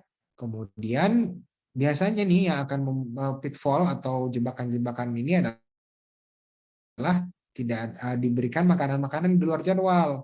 Maaf ya, yang biasanya diberikan oleh bukan ibunya, bukan bapaknya, tapi kakek, nenek, dititipkan, terus mereka nangis kan, terenyuh luluh. Jadi diberikanlah dia makan, misalnya makan siangnya jam 12, jam 11 diberikan snack, roti atau apalah, atau snack-snack kalau anak yang lebih besar mungkin coklat atau apa, pasti kenyang. Nah, jam 12 ibunya bingung kok anaknya nggak mau makan gitu. Ya, karena kenyang, karena sudah diberikan makan di luar jam makan besarnya gitu. Kalau makanan tidak teratur, jelas jadwal kenyangnya tidak teratur juga, dia pasti nggak mau makan. Nah, nanti dia kalau dia nggak mau makan, volume makannya berkurang, pasti berat badannya turun atau berat badannya minimal stagnan. Gitu. Berikutnya jebakan selanjutnya adalah aktivitas ketika makan. Kalau makan benar-benar harus makan, dia duduk hanya berhadapan dengan makanan dan pemberi makannya. tidak boleh ada aktivitas lain, tidak boleh diam sambil nonton TV, sambil main HP, sambil lihat Cocomelon, sambil lihat Upin-Upin, nggak boleh, hanya duduk, dia makan, dan orang tua yang memberi makan juga tidak boleh. Bapaknya misalnya ngasih makan sambil baca koran, sambil nelpon-nelpon, ya nggak boleh. Anak itu mengerti dan akan melihat inkonsistensi orang tuanya. Jadi orang tuanya itu harus benar-benar konsisten dan melakukan responsive feeding. Apa itu responsive feeding? Jadi anaknya makan, ibunya menanggapi. Oh, anaknya, adik pintar ya, sudah bisa makan. Oh, sukanya telur ya. Oh, mau makan daging, kemarin belum bisa makan daging, pintar ya. Jadi menanggapi. Oh, mau brokoli yang terakhir ya. Oke, nanti terakhir ya. Jadi jangan makan itu sambil buka Shopee, buka online shopping, suapin, terus sambil manage bisnis gitu. Nggak akan bisa. Anak yang melihat itu akan menganggap makanan itu bukan suatu hal yang serius, jadi akan menganggap makanan itu ya udah rutinitas saja. Sehingga kalau misalnya kalau seorang ibu itu, seorang orang tua memberikan makan dalam tanda kutip main-main, ditambah lagi dia menjadikan makanan itu sebagai hadiah. Oh, kamu pintar ya, mau ke dokter, nanti dikasih es krim. Oh, adik pintar ya, udah bisa bikin lingkaran, nanti dikasih coklat. Anak akan semakin menganggap makan itu adalah sebuah hal yang main-main, bukan main-main sih, makanan yang cuma selingan, bukan sebuah kewajiban gitu ya. Jadi kalau dia sudah membentuk seperti ini, dia selanjutnya adalah membuat dia disiplin. Jadi ketika misalnya durasi makan kan maksimal 30 menit.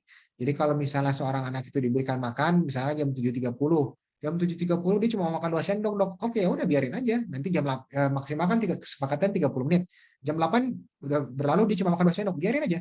Nanti pasti dia lapar. Pasti dia lapar, pasti dia ngamuk. Jadi harus sabar-sabar gitu. Jadi jangan luluh ketika dia ngamuk, kasih paham kepada anaknya. Tadi kan jam 7:30 ibu udah ngasih makan, kamu nggak mau makan, nanti ya jam 12, kasih lihat jam, itu waktunya untuk kasih belajar bagaimana melihat waktu gitu. Ya, hari pertama, hari ketiga berantem terus, ngamuk segala macam, tantrum, ya memang itu ekspektasinya gitu. Tapi nanti sehari, 2 hari, seminggu mungkin belum, tapi makin lama tubuhnya akan belajar betapa menderitanya lapar itu. Nah, ketika nanti dia sudah belajar menderita soal lapar di jam 12 ketika dia mau makan misalnya, jam 12 makan truk, pasti dia akan menghabiskan dengan lahap gitu. Karena lapar, ya pasti lapar gitu. Nggak mungkin, maksudnya ya anak yang normal yang bisa mengenali rasa lapar, nggak akan mungkin selama sehari penuh itu nggak makan sama sekali. Pasti dia ada rasa laparnya, yang memang anak yang normal ya.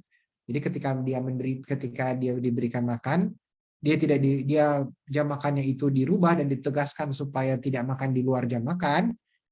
Di jam makan berikutnya itu dia mungkin akan makan lebih banyak. Jadi kita harus mengakomodir. Dia mau makan 2 bakul, 3 bakul, silakan. Tapi yang pasti sekali lagi jangan melebihi 30 menit. Kasih tahu, Adek 10 menit lagi ya, Adek 15 menit lagi ya, Adek dikit lagi ya, Ibu angkat ya. Udah, ya nggak mungkin, kayaknya sih nggak mungkin ya anak makan lebih dari 30 menit gitu, pasti antara bosan atau udah kekenyang. Nah, tapi kemungkinan besar dia minimal akan lahap. Jadi kalau misalnya dia mau makan 2 piring, 3 piring, kasih aja. Tapi tetap dalam range waktu makan tersebut. Sama lagi nanti malam seperti itu.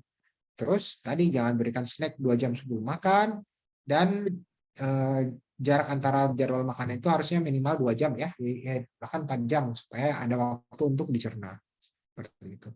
Kapan susu? Susu diberikan jam snack, tapi itu memang sangat tergantung dengan usia anaknya. Jadi nanti diskusikan dengan dokter untuk usia dan kapan pemberian minum dan makannya. Berikutnya, ya. Dok? Ya. Waktu kayaknya perlu kita cukupkan kalau penjabaran materi. Masih banyak sepertinya ya, Dok ya? Banyak kan diminta A sampai Z, ini baru M. Iya. Tapi ini kalau lihat ini, Dok, memang kayaknya kalau melihat kasus soal anak ini banyak kasus ya.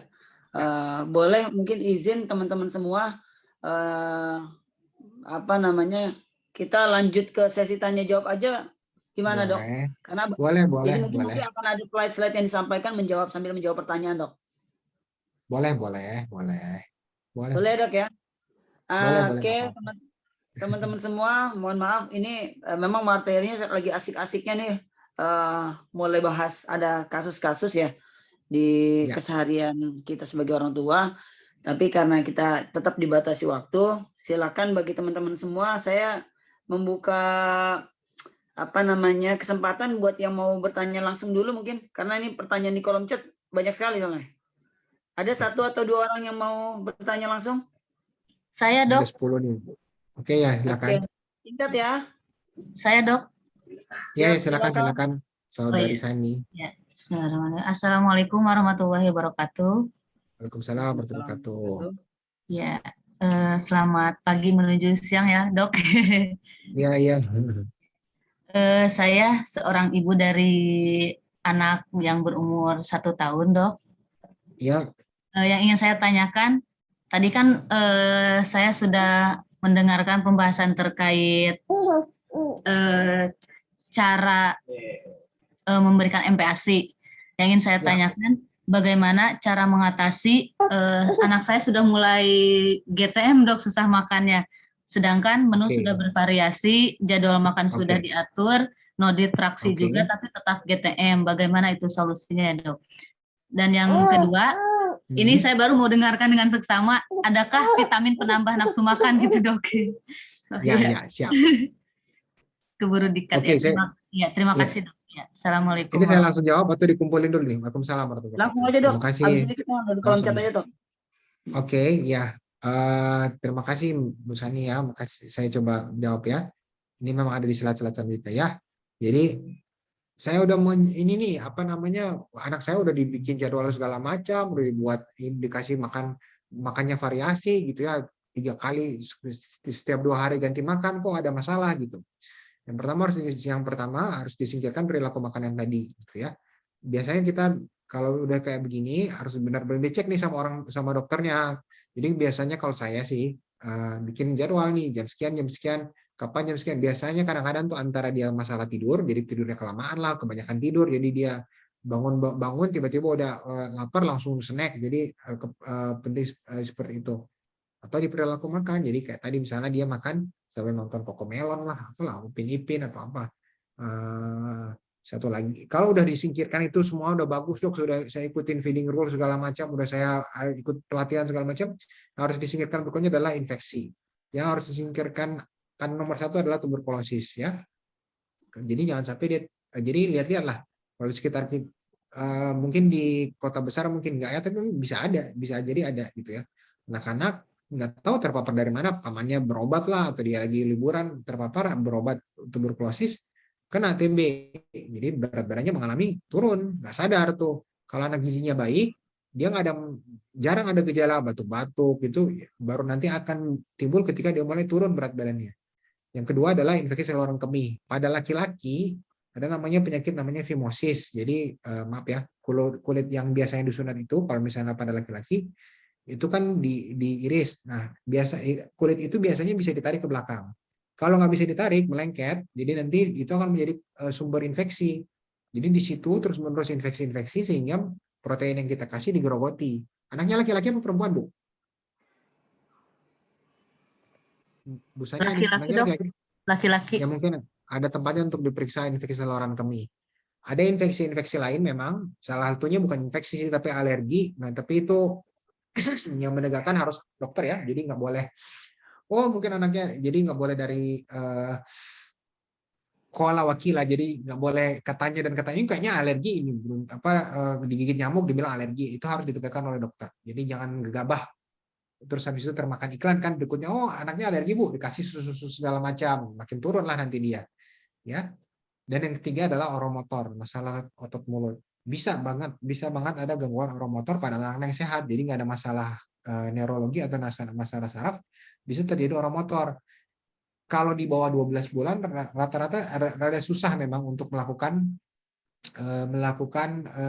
identifikasi. Biasanya cara yang bisa kita lakukan paling tidak adalah exercise dari anak, jadi entah diberikan pijat mulut waktu masih bayi, tapi itu pun nggak terlalu efektif gitu. Atau yang nanti bisa kita lakukan untuk anak usia 12 bulan yang udah bisa disuruh, yang mengerti, adalah memberikan latihan mimik wajah. Gimana senyum, gimana senyum, gimana kalau cemberut, gimana kalau cemberut, ya. Gimana coba kembungkan pipi, hop hop, suruh turukan gitu, atau menjulurkan lidah, lidahnya kemana, mana lidah, seperti itu, lidahnya taruh di pipi gitu. Ya, ini latihan sederhana. Kalau mau melakukan latihan yang kompleks harus dikonsultasi memang, tapi itu memang harus di atas pengawasan dokter. Jadi ketemu dokter anak dulu, baru ke dokter spesialis KFR itu kesehatan, saya lupa jadi kan fisik dan rehabilitasi ya KFR. Ya ada untuk terapi pada anak untuk melakukan terapi oromotor. Iya maaf Bu, anaknya prematur. Tidak dok, sesuai HPL. Ya. Jadi yang salah satu yang paling sering otot mulut tidak berkembang itu adalah karena dia lahir prematur, karena refleks menghisap, refleks makan itu matang di usia sekitar 34 minggu, 35 minggu. Dia lahir prematur 34 minggu saja, ada gangguan dalam latch on, dalam perlekatan ASI dan seterusnya. Jadi itu harus didiskusikan. Tapi paling tidak 3 besar itu yang kemungkinan harus diidentifikasi Bu, ya paling tidak dicek kemungkinan ke TB atau ke arah infeksi saluran kemih.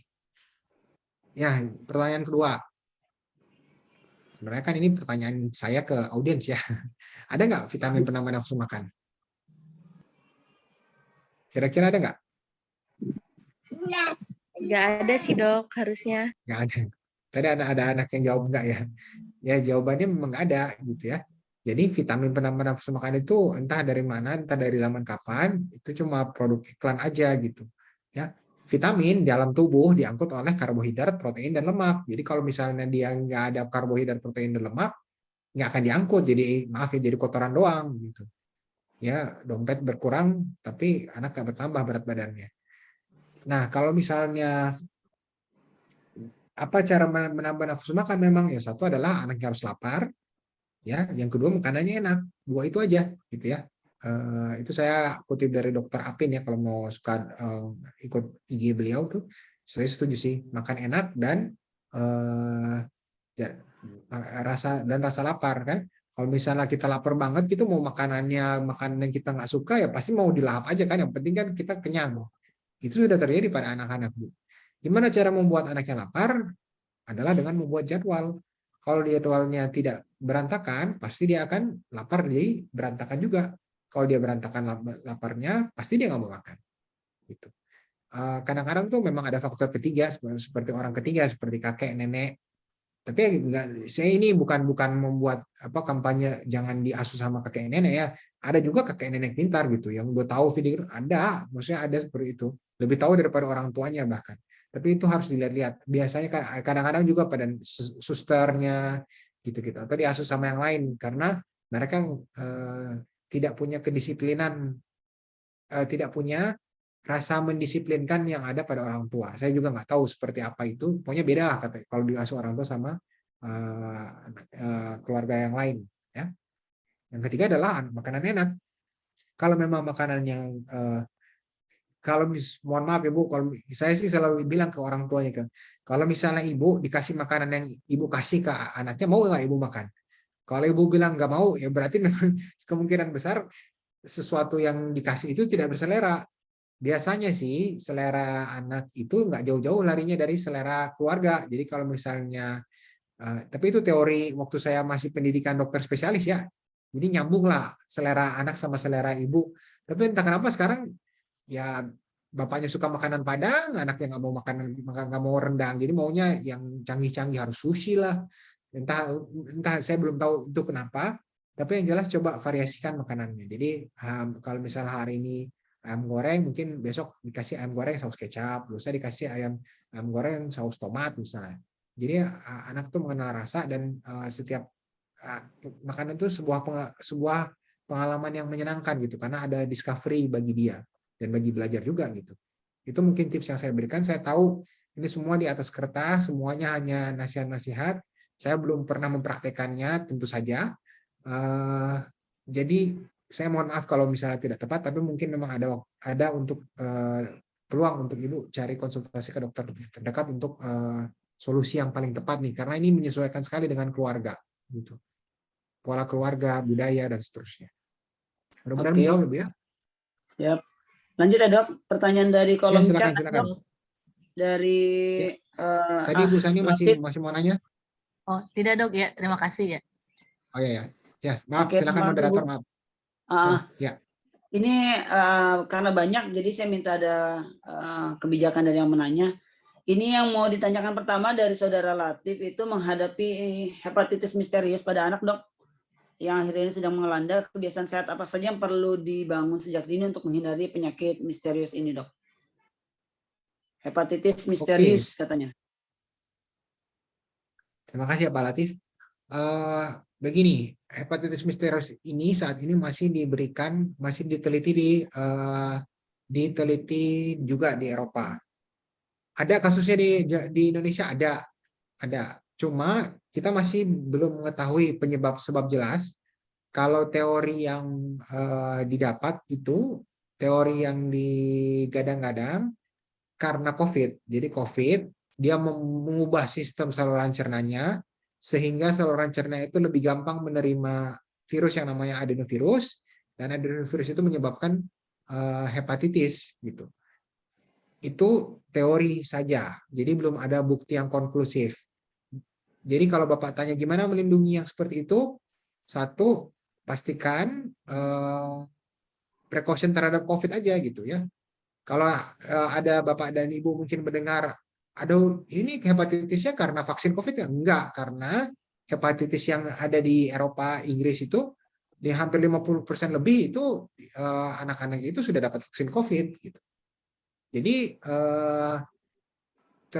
jangan termakan isu bahwa ini disebabkan vaksin, enggak gitu ya. Yang kedua, kalau memang ada peluang untuk vaksin, mungkin untuk anak yang lebih besar vaksin booster, silakan ambil. Tapi memang yang sekarang sih mau dilakukan itu untuk nakes ya. Jadi seperti itu.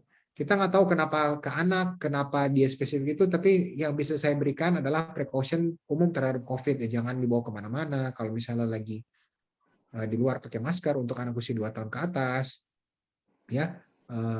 Kalau mau travel hati-hati dan seterusnya. Gitu. Mudah-mudahan menjawab ya Pak Latif. Kalau misalnya Pak Latif mau nanya lebih lanjut, terus terang saya nggak bisa jawab banyak ya. Jadi hanya informasi yang umum yang diberikan dari IDAI. Dan sejauh ini sih kita IDAI lebih banyak concernnya karena COVID lagi naik lagi nih, terutama pada anak-anak. Jadi hepatitis itu kan bulan lalu, sekarang tentang COVID-nya lagi gitu, terutama anak-anak yang PTM, pendidikan tatap muka gitu, pengajaran tatap muka. Oke, coba saya selingin dari pertanyaan yang lain dulu, karena ini Pak Latif ini ada 10 pertanyaan sebetulnya. Kita lanjut dulu ke pertanyaan yang lain dulu ya. Dari Ibu Galis Remina. Assalamualaikum, izin bertanya. Anak saya prematur 33 week. Lahirnya beratnya 2 kg karena autoimun. Setelah lahir anak, saya terkena bermacam alergi. Sudah konsul beragam dokter. Anak sekarang usianya 5 tahun, beratnya 13 kilo. Kami sudah mencoba segala termasuk asupan makanan sehat, tetapi BB chart-nya selalu di area kuning. BB dia selalu naik tiap bulan kecuali ketika sakit jadi stagnan. Di chart terus naik, BB mengikut garis dan segala macam. Saya khawatir BB masih rendah. Apa yang harus kami lakukan? Nah, ini banyak nih dok yang mungkin jadi keluhan yang agak mirip walaupun nggak semuanya prematur terkait BB. Oke Bu, pertama ini kasus yang kompleks. Ini bukan multifaktorial ya, multidisiplin yang harus terlibat. Karena kalau misalnya udah prematur, yang harus dipertimbangkan tuh bukan cuma masalah prematurnya, tapi dampak prematur dari otot mulut salah satu yang tadi, kemungkinan ada hipotiroidisme juga bisa ada, kemungkinan dia gampang terpapar infeksi ada. Mohon maaf karena Ibu mengatakan Ibu ada autoimun, dia juga bisa ada gangguan imunitas, toh memang terbukti alergi. Nah, ada alergi juga kan? Ini terlalu generalis kalau misalnya dinilai di chat Bu. Kalau saya lihat ya Bu ya, ini termasuk kasus yang harus level RSCM karena banyak dokter-dokter yang harus terlibat, bukan cuma dokter anak. Kalaupun dokter anak harus dokter anak yang spesifik seperti misalnya kalau misalnya anaknya ada alergi ke dokter anak spesialis anak konsultan alergi imunologi. Jadi kalau misalnya Ibu di luar Jakarta mungkin bisa mengunjungi ke rumah sakit level provinsi, Bu, karena yang ada terutama ada konsultannya, karena ini kompleks dan banyak didiskusikan. Tidak hanya sekedar naik berat badan, tapi bukan cuma berat badan, tapi perkembangan dan seterusnya. Saya mohon maaf nggak bisa memberikan jawaban clear cut atau yang memang 100% di sini. Saran saya seperti itu, Bu, karena ini terlalu kompleks ya. Banyak yang harus pertimbangkan, dan dengan via chat pasti nggak bisa. Karena memang harus saya lihat, harus kalau datang ke praktik harus dilihat satu-satu, Bu. Dan jangan kecewa, Bu, kalau misalnya tidak bisa diselesaikan satu dokter, karena ini kerja banyak dokter, Bu. Karena harus kerja banyak dokter, harus ada multidisiplin. Saya berdoa mudah-mudahan sih anak segera baikan, tapi saran yang bisa saya berikan seperti itu. Terima kasih. Baik, kita lanjut lagi, Dok, ya. Dari saudara kita, Ahmad Syarifuddin. Dr. Kevin izin bertanya terkait suplementasi zinc pada badutan stunting, bagaimana efektivitasnya? Zinc pada stunting. Itu pertanyaannya. Terima kasih ya, Mas Ahmad. Kalau untuk zinc, jadi gini, kalau ini kalau di SBMPTN itu dua hal yang berbeda. Jadi benar-benar tapi tidak berhubungan. Stunting itu masalah protein. Jadi kalau misalnya mau mengobati pasien yang stunting atau mencegah pasien yang stunting, harus dipastikan dia memiliki kadar protein sekitar 10% atau 12% dari total energi. Yaitu ini teorinya sih. Jadi kalau misalnya ini tergantung usia, tapi kurang lebih kita harus memastikan protein hewani pada anak-anak itu sampai usia sekitar 2 tahun adalah mencapai 40 gram sampai 50 gram. Gimana menentukannya? Jangan bingung.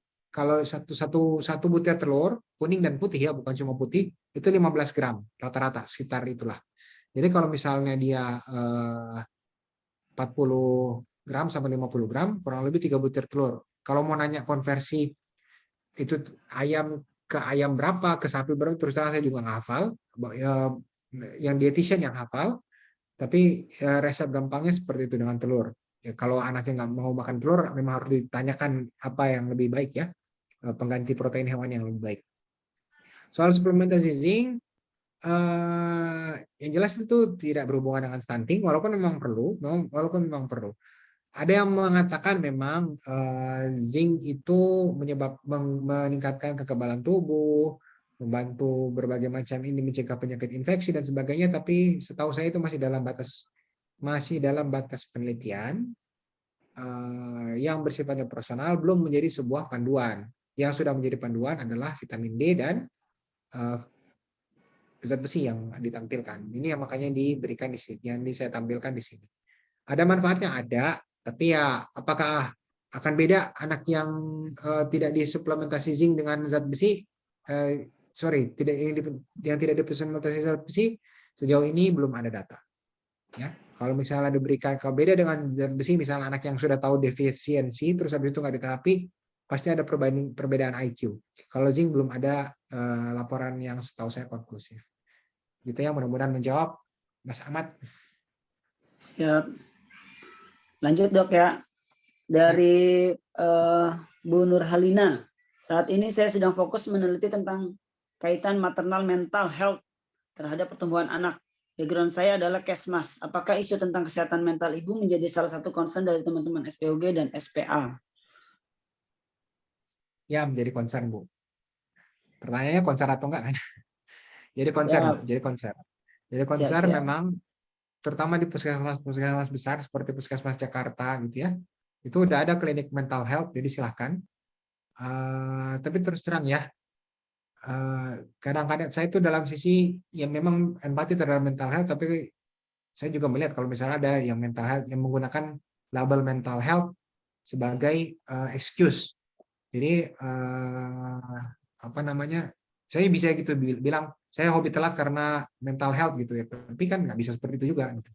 Ya itu perkara soal misalnya, kalau beda ceritanya kalau misalnya ibu bilang mental health yang spesifik ya, seperti postpartum blues, itu memang ada, itu memang concern kami juga. Tapi kalau misalnya yang seperti hal-hal yang post traumatic disorder, gangguan penyesuaian, itu harus didiagnosis oleh personel dan bukan domain anak, bukan domain dokter anak, dokter psikiatri. Seperti itu ya. Mudah-mudahan menjawab. Lanjut lagi, Dok Kevin, Ya. izin tanya tentang imunisasi. Tentang imunisasi, Ya. bagaimana pandangan Dokter Kevin tentang imunisasi DPT combo atau imunisasi lainnya yang menggunakan tripsin babi sebagai zat perantara. Bayi kembar kami akan masuk 2 bulan dan dijadwalkan imunisasi DPT, PCV, dan rotavirus. Dan kami sedang menimbang apakah perlu DPT combo atau DPT biasa saja. Oke, satu, saya bukan MUI ya, jadi saya menjawabnya sesuai dengan apa yang saya ketahui. Pertama, kalau dalam vaksin ini jatuhnya masuk dalam darurat, mudah-mudahan saya nggak salah memberikan fatwa ya. Ini masuknya dalam darurat, jadi darurat. Jadi ada kebolehan di situ. Dua, soal tripsin babi itu bukan menggunakan tripsin babi sebagai zat antara, tapi lebih tepatnya dia bersinggungan. Jadi bersinggungan itu bukan jadi bagian dari vaksin. Jadi menggunakan itu sebagai, setahu saya dalam prosesnya adalah untuk melakukan katalisator.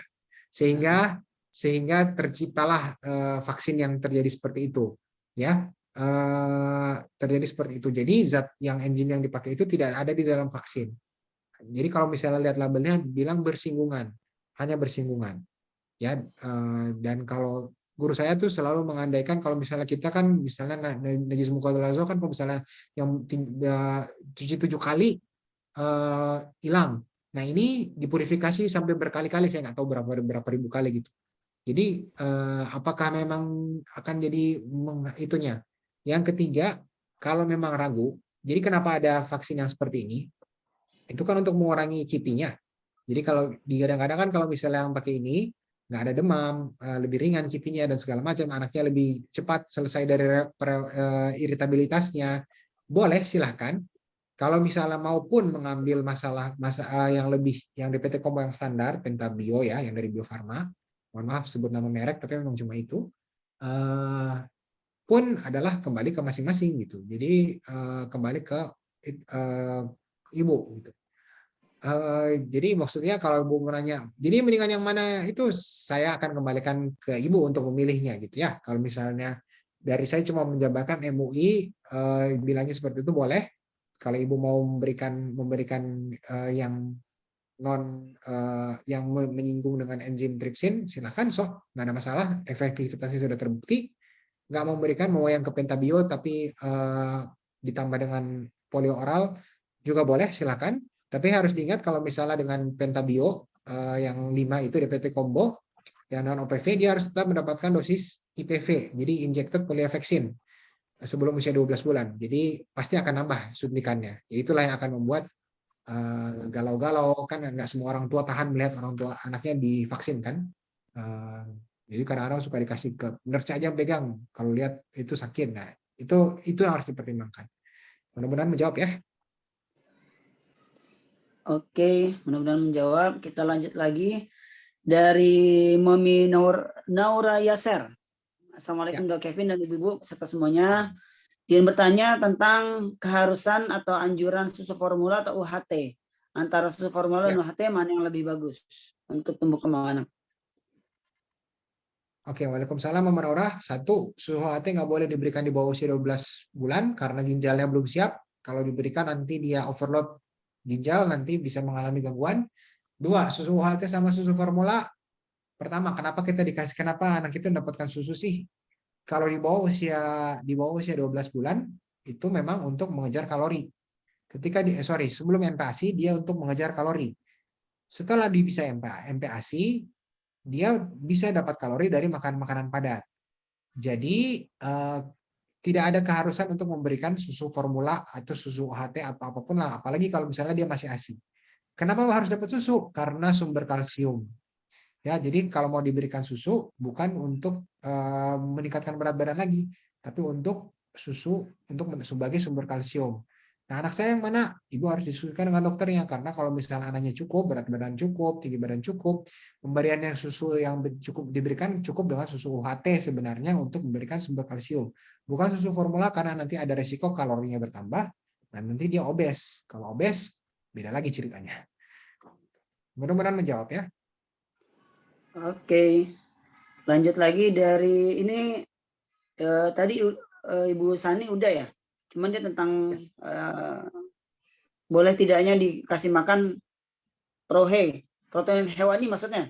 Karena anak saya Ya, suka protein. dimuntahin kalau makan nasi atau karbo lainnya, dan tentang GTM. Mau dijawab dulu atau tadi sudah bertanya atau masih mau dijawab dari penanya yang sama? Dok? Kayaknya sudah terjawab sih. Kalau Udah lihat terjawab ya, tentang GTM tadi sudah ya. ya buat variasi aja Bu ya. Kemudian tentang dari Priscilla Rizky. Assalamualaikum Dok, Ya. bagaimana peran dokter anak Waalaikumsalam. dalam perlindungan anak dari kekerasan? Terima kasih. Oke, ini pertanyaan sangat broad ya. Kalau misalnya nanya nih bisa bikin satu kuliah sendiri. Satu, kekerasan anak. Sebagian besar kekerasan anak itu terjadi di antara pelakunya adalah di sekitarnya ya. Jadi nasihat yang bisa saya berikan secara umum, satu, untuk orang tuanya supaya tidak menjadi abuser. Satu, karena bisa jadi kita yang menjadi abuser kan. Kalau misalnya kalau belum selesai masalah emosional atau punya isu-isu tertentu, misalnya memang ada masalah temperamental, paling sering sih temperamental gitu ya.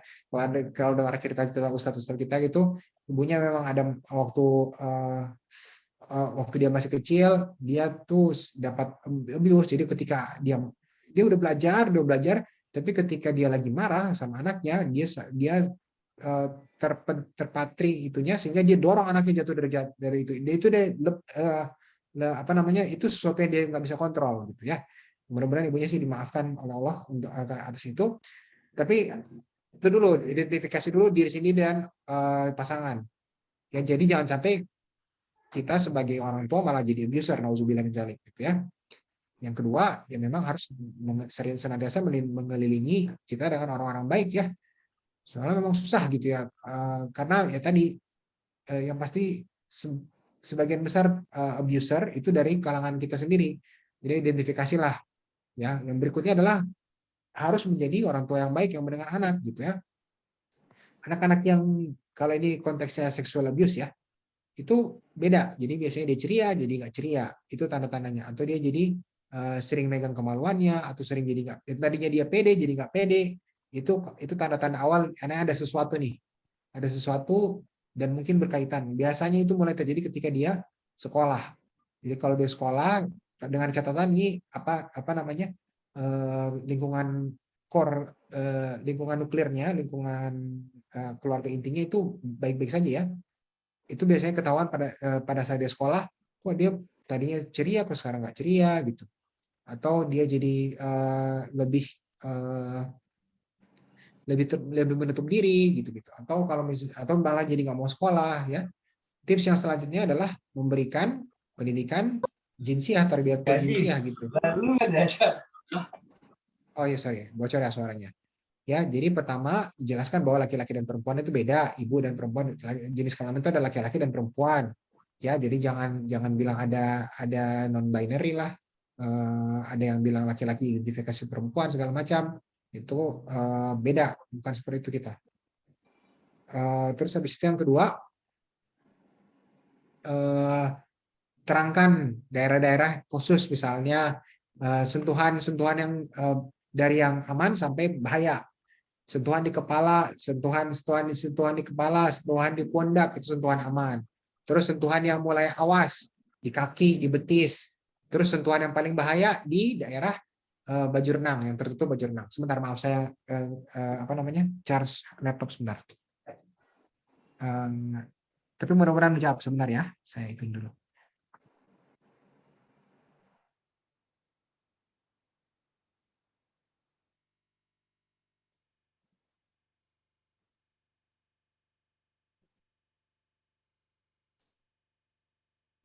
Apakah sudah menjawab, Bu Priscilla? Atau itu harus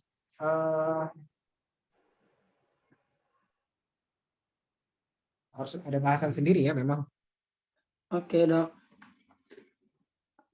Udah mulai mepet nih Dok. Paling 2 pertanyaan lagi Dok ya.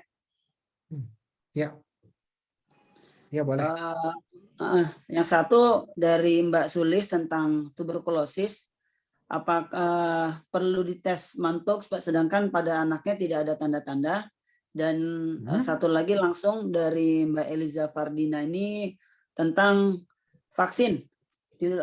Nah, kira-kira tentang vaksin yang paling urgent diberikan kepada anak jika memang ortu tidak bisa memberikan semuanya, vaksin yang mana di antara rotavirus, PCV dan MR seperti yang lainnya?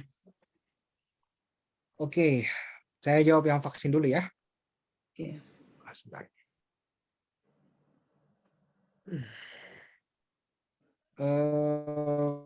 Oke, vaksin.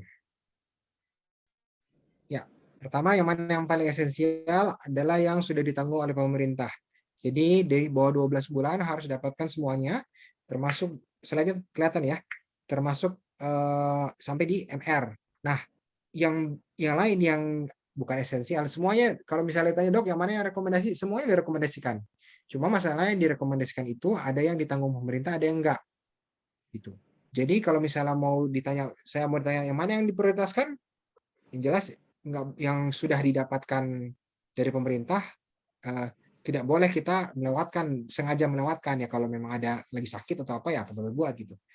Nah, yang berikutnya adalah PCV dan rotavirus. Penyebab kematian anak di bawah 5 tahun paling sering adalah penyakit pneumonia dan diare. Jadi dan sering penyebab paling sering adalah PCV dan rotavirus. Jadi kalau misalnya kalau bisa untuk memenuhi dua ini silahkan. Ya. Nah, di atas 12 bulan ke atas itu bisa juga sih untuk diberikan, itu sekali lagi vaksinnya bukan sifatnya opsional, tapi tidak ditanggung pemerintah. Tapi kalau misalnya ada rezeki silahkan untuk melengkapi. Kalau mau ditanya yang mana, terus terang saya akan jawab selalu ya semuanya direkomendasikan gitu. Pertanyaan pertama tadi apa ya? Saya lagi fokus. Tuberkulosisnya kenapa? Ya, tes Mantoux itu perlu apa enggak? Sedangkan tanda-tandanya enggak ada gitu, biar enggak ada, dilihat dari BB doang. Oke, tes Mantoux itu hanya sebagai perangkat untuk mengetahui anak itu terinfeksi TB atau tidak, ya. Jadi sedangkan diagnosis tuberkulosis itu tidak semata-mata dari tes Mantoux.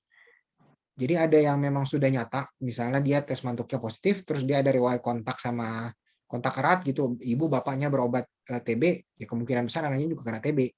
Tapi kalau cuma untuk anaknya kok naik berat badan, terus habis itu dia tes Mantoux, belum tentu dia tergolong sebagai tuberkulosis. Nah, yang menegakkan itu adalah dokter. Jadi kalau ibu tanya anak saya perlu tes Mantoux nggak? Ntar dulu. Ada yang kenapa mau dites Mantoux? Cuma karena nggak naik berat badan. Biasanya saya akan coba lihat dulu nih perilakunya makannya udah benar atau enggak. Kalau udah nggak benar, ya udah diperbaiki dulu. Sudah benar, baru saya coba marah ke yang lain, termasuk dalam infeksi.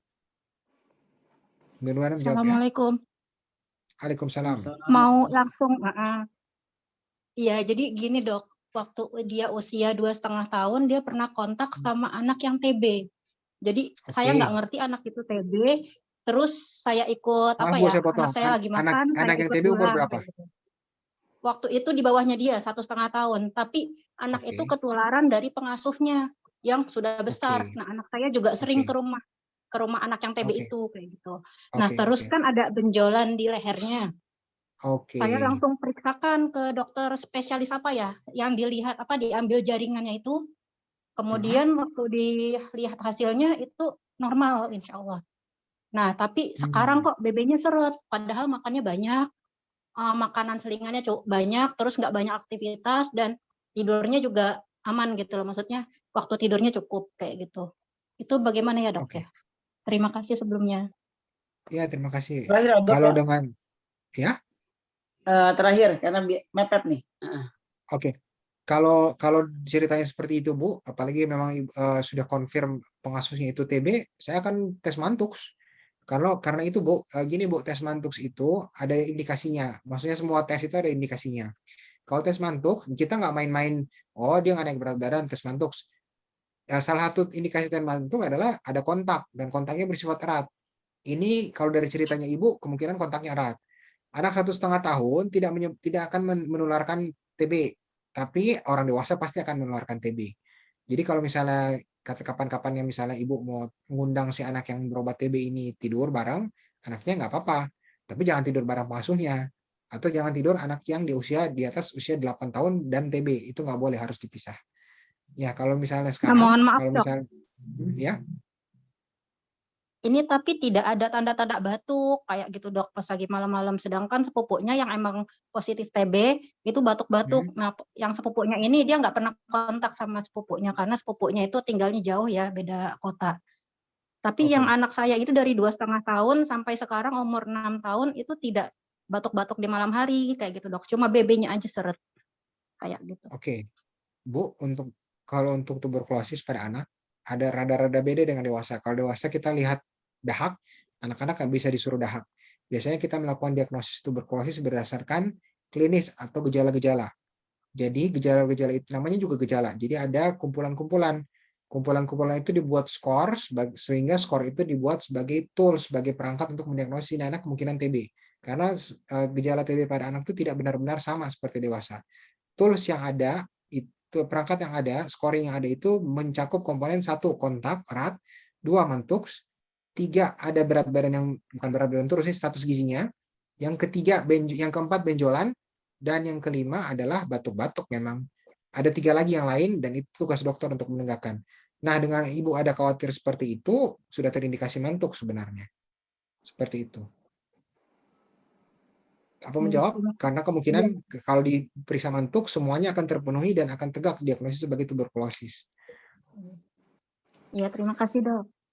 Ya, sama-sama. Oke, mungkin ada closing statement dok sebelum ditutup.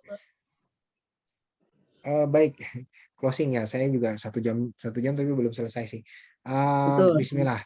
Jadi gini, kalau misalnya untuk diagnosis penyakit, untuk kesehatan, jadi satu, kesehatan anak itu spesialnya anak adalah aspek tumbuh dan kembangnya. Yang kedua, tidak cukup kita sebagai orang tua hanya menilai anak itu dari sifat-sifat dari sikap gizinya saja, tapi ada berbagai macam hal yang lain juga, ya. Salah satunya nanti aktivitas fisik, takutnya nanti dia mengalami obes dan sebagainya, waktu terpapar terhadap gadget dan seterusnya. Itu ada di belakang. Saya mohon maaf tidak bisa tepat waktu untuk mengulas semuanya. Ya, yang ketiga, anak-anak itu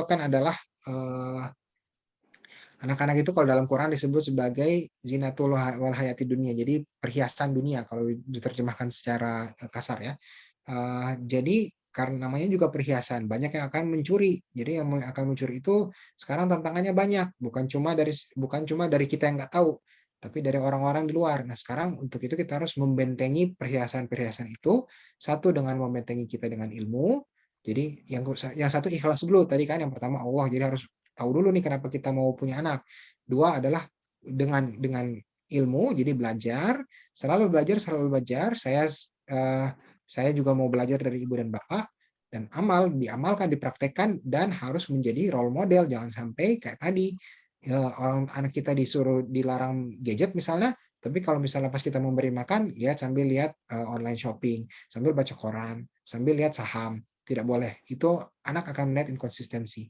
Yang keempat, apa yang kita tahu sekarang ini adalah pengetahuan kita dari hasil pendidikan yang didapat dari orang tua kita berpuluh tahun yang lalu gitu. Jadi kita harus senantiasa update karena anak-anak kita akan hidup untuk 10-20 tahun ke depan. Jadi cobalah berpikir visioner, cobalah berpikir ke depan kira-kira akan kemungkinannya kemana. Coba kita lihat di luar, lebih daripada keluarga kita, lihat dari kebutuhan-kebutuhan kita, bukan cuma yang di atas kita tapi juga yang di bawah kita, untuk melihat kira-kira anak ini akan kemana. Dan yang terakhir memang pada akhirnya adalah doa, karena ini anak ini adalah amanah dari Allah.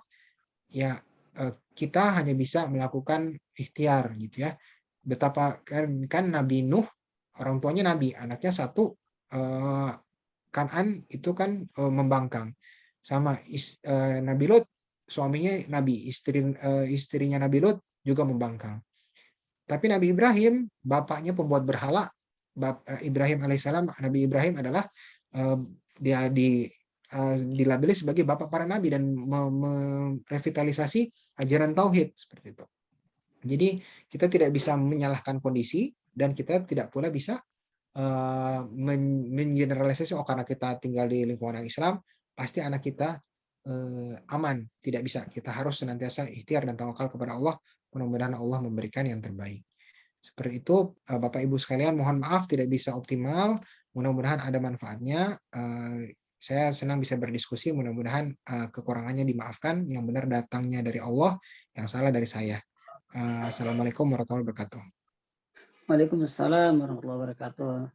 Jazakumullah khair, Masya Allah, tabarakallah, kepada Dr. Kevin atas materi yang disampaikan dan pertanyaan-pertanyaan dari jawaban-jawaban dari pertanyaan yang disampaikan, luar biasa. Mudah-mudahan menambah khazanah kita, menambah tentunya pastinya menambah iman kita dan ilmu kita. Sebelum memasuki sesi akhir, ini ada pengumuman dari tim kajian Syiro, karena banyak penanya tadi. Tim kajian sudah memilih 7 nama.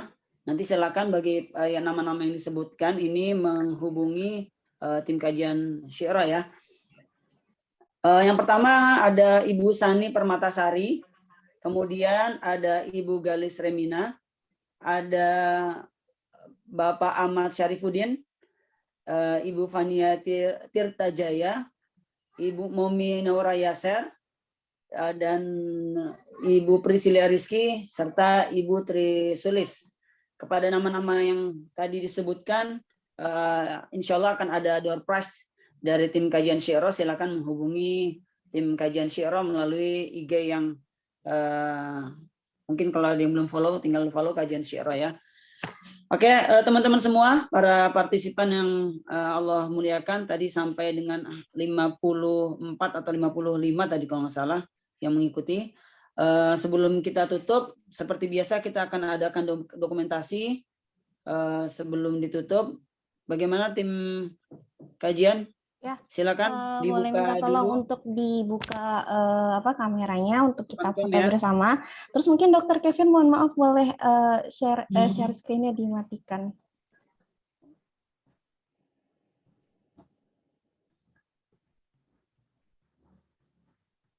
Sorry, Dr. Kevin boleh share screen-nya di stop dulu. Oh, sorry, maaf. Ya. Stop. Enggak apa-apa. Teman-teman, saya screenshot dari laptop saya di slide pertama. Ada 2 slide. Di slide kedua. Terima kasih banyak teman-teman. Ya, silakan Mas Budi. Oke, sebagaimana tadi pesan dari Dr. Kevin, kita selalu menyertakan kegiatan hari-hari kita dengan doa. Mari kita tutup sesi ini dengan pembacaan doa dari saudara kita Taufan Darmawan. Kepada Taufan dipersilakan. Assalamualaikum warahmatullahi wabarakatuh. Waalaikumsalam. Ya, kita akhiri dengan doa. Sebelum kita berdoa, kita beristighfar kepada Allah. Semoga apa yang diberikan oleh Dr. Kevin bisa kita amalkan dan bisa kita terapkan dengan baik.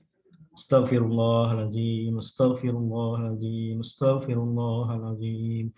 Bismillahirrahmanirrahim. Alhamdulillahi rabbil alamin. Hamdan yuwafi ni'amahu wa yukafil majidah. Ya Rabbana lakal hamdu kama yanbaghi li jalali wajhika wa azimi sultanik. Allahumma salli ala sayyidina Muhammad wa ala ali wa sahbihi ajma'in. Allahumma a'inna ala dzikrika wa sukrika wa husni ibadatik. Allahumma a'inna ala dzikrika wa sukrika wa husni ibadatik.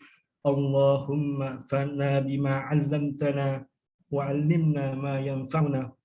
Allahumma inna nas'aluka 'ilman nafi'an wa rizqan thayyiban wa 'amalan salihan mutaqabbalan.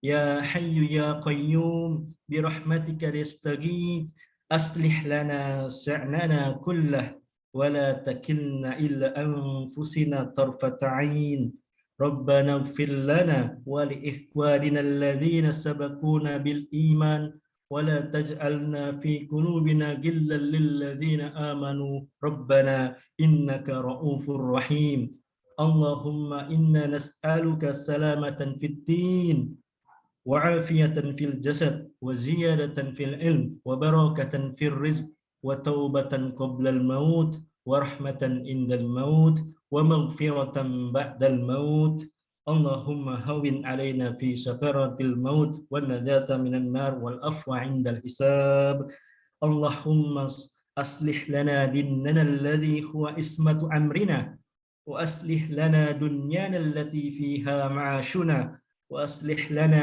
آخرتنا التي فيها معادنا واجعل الحياة زيادة لنا في كل خير واجعل الموت راحة من كل شر اللهم اكفنا بحلالك عن حرامك وبطاعتك عمن سواك ربنا تقبل منا إنك أنت السميع العليم وتب علينا إنك أنت التواب الرحيم ربنا هب لنا من أزواجنا وذرياتنا قرة أعين واجعلنا للمتقين إماما ربنا آتنا في الدنيا حسنة وفي الآخرة حسنة وقنا عذاب النار وصل اللهم على سيدنا محمد وعلى آله وصحبه وسلم سبحان ربك رب العزة عما يصفون وسلام على المرسلين والحمد لله رب العالمين Assalamualaikum warahmatullahi wabarakatuh.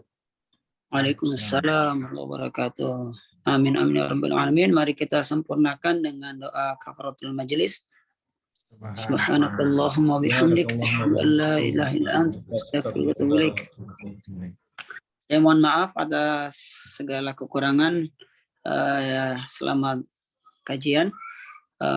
Mudah-mudahan Allah memberkahi kita semua. Assalamualaikum warahmatullahi wabarakatuh. Waalaikumsalam Waalaikumsalam warahmatullahi wabarakatuh.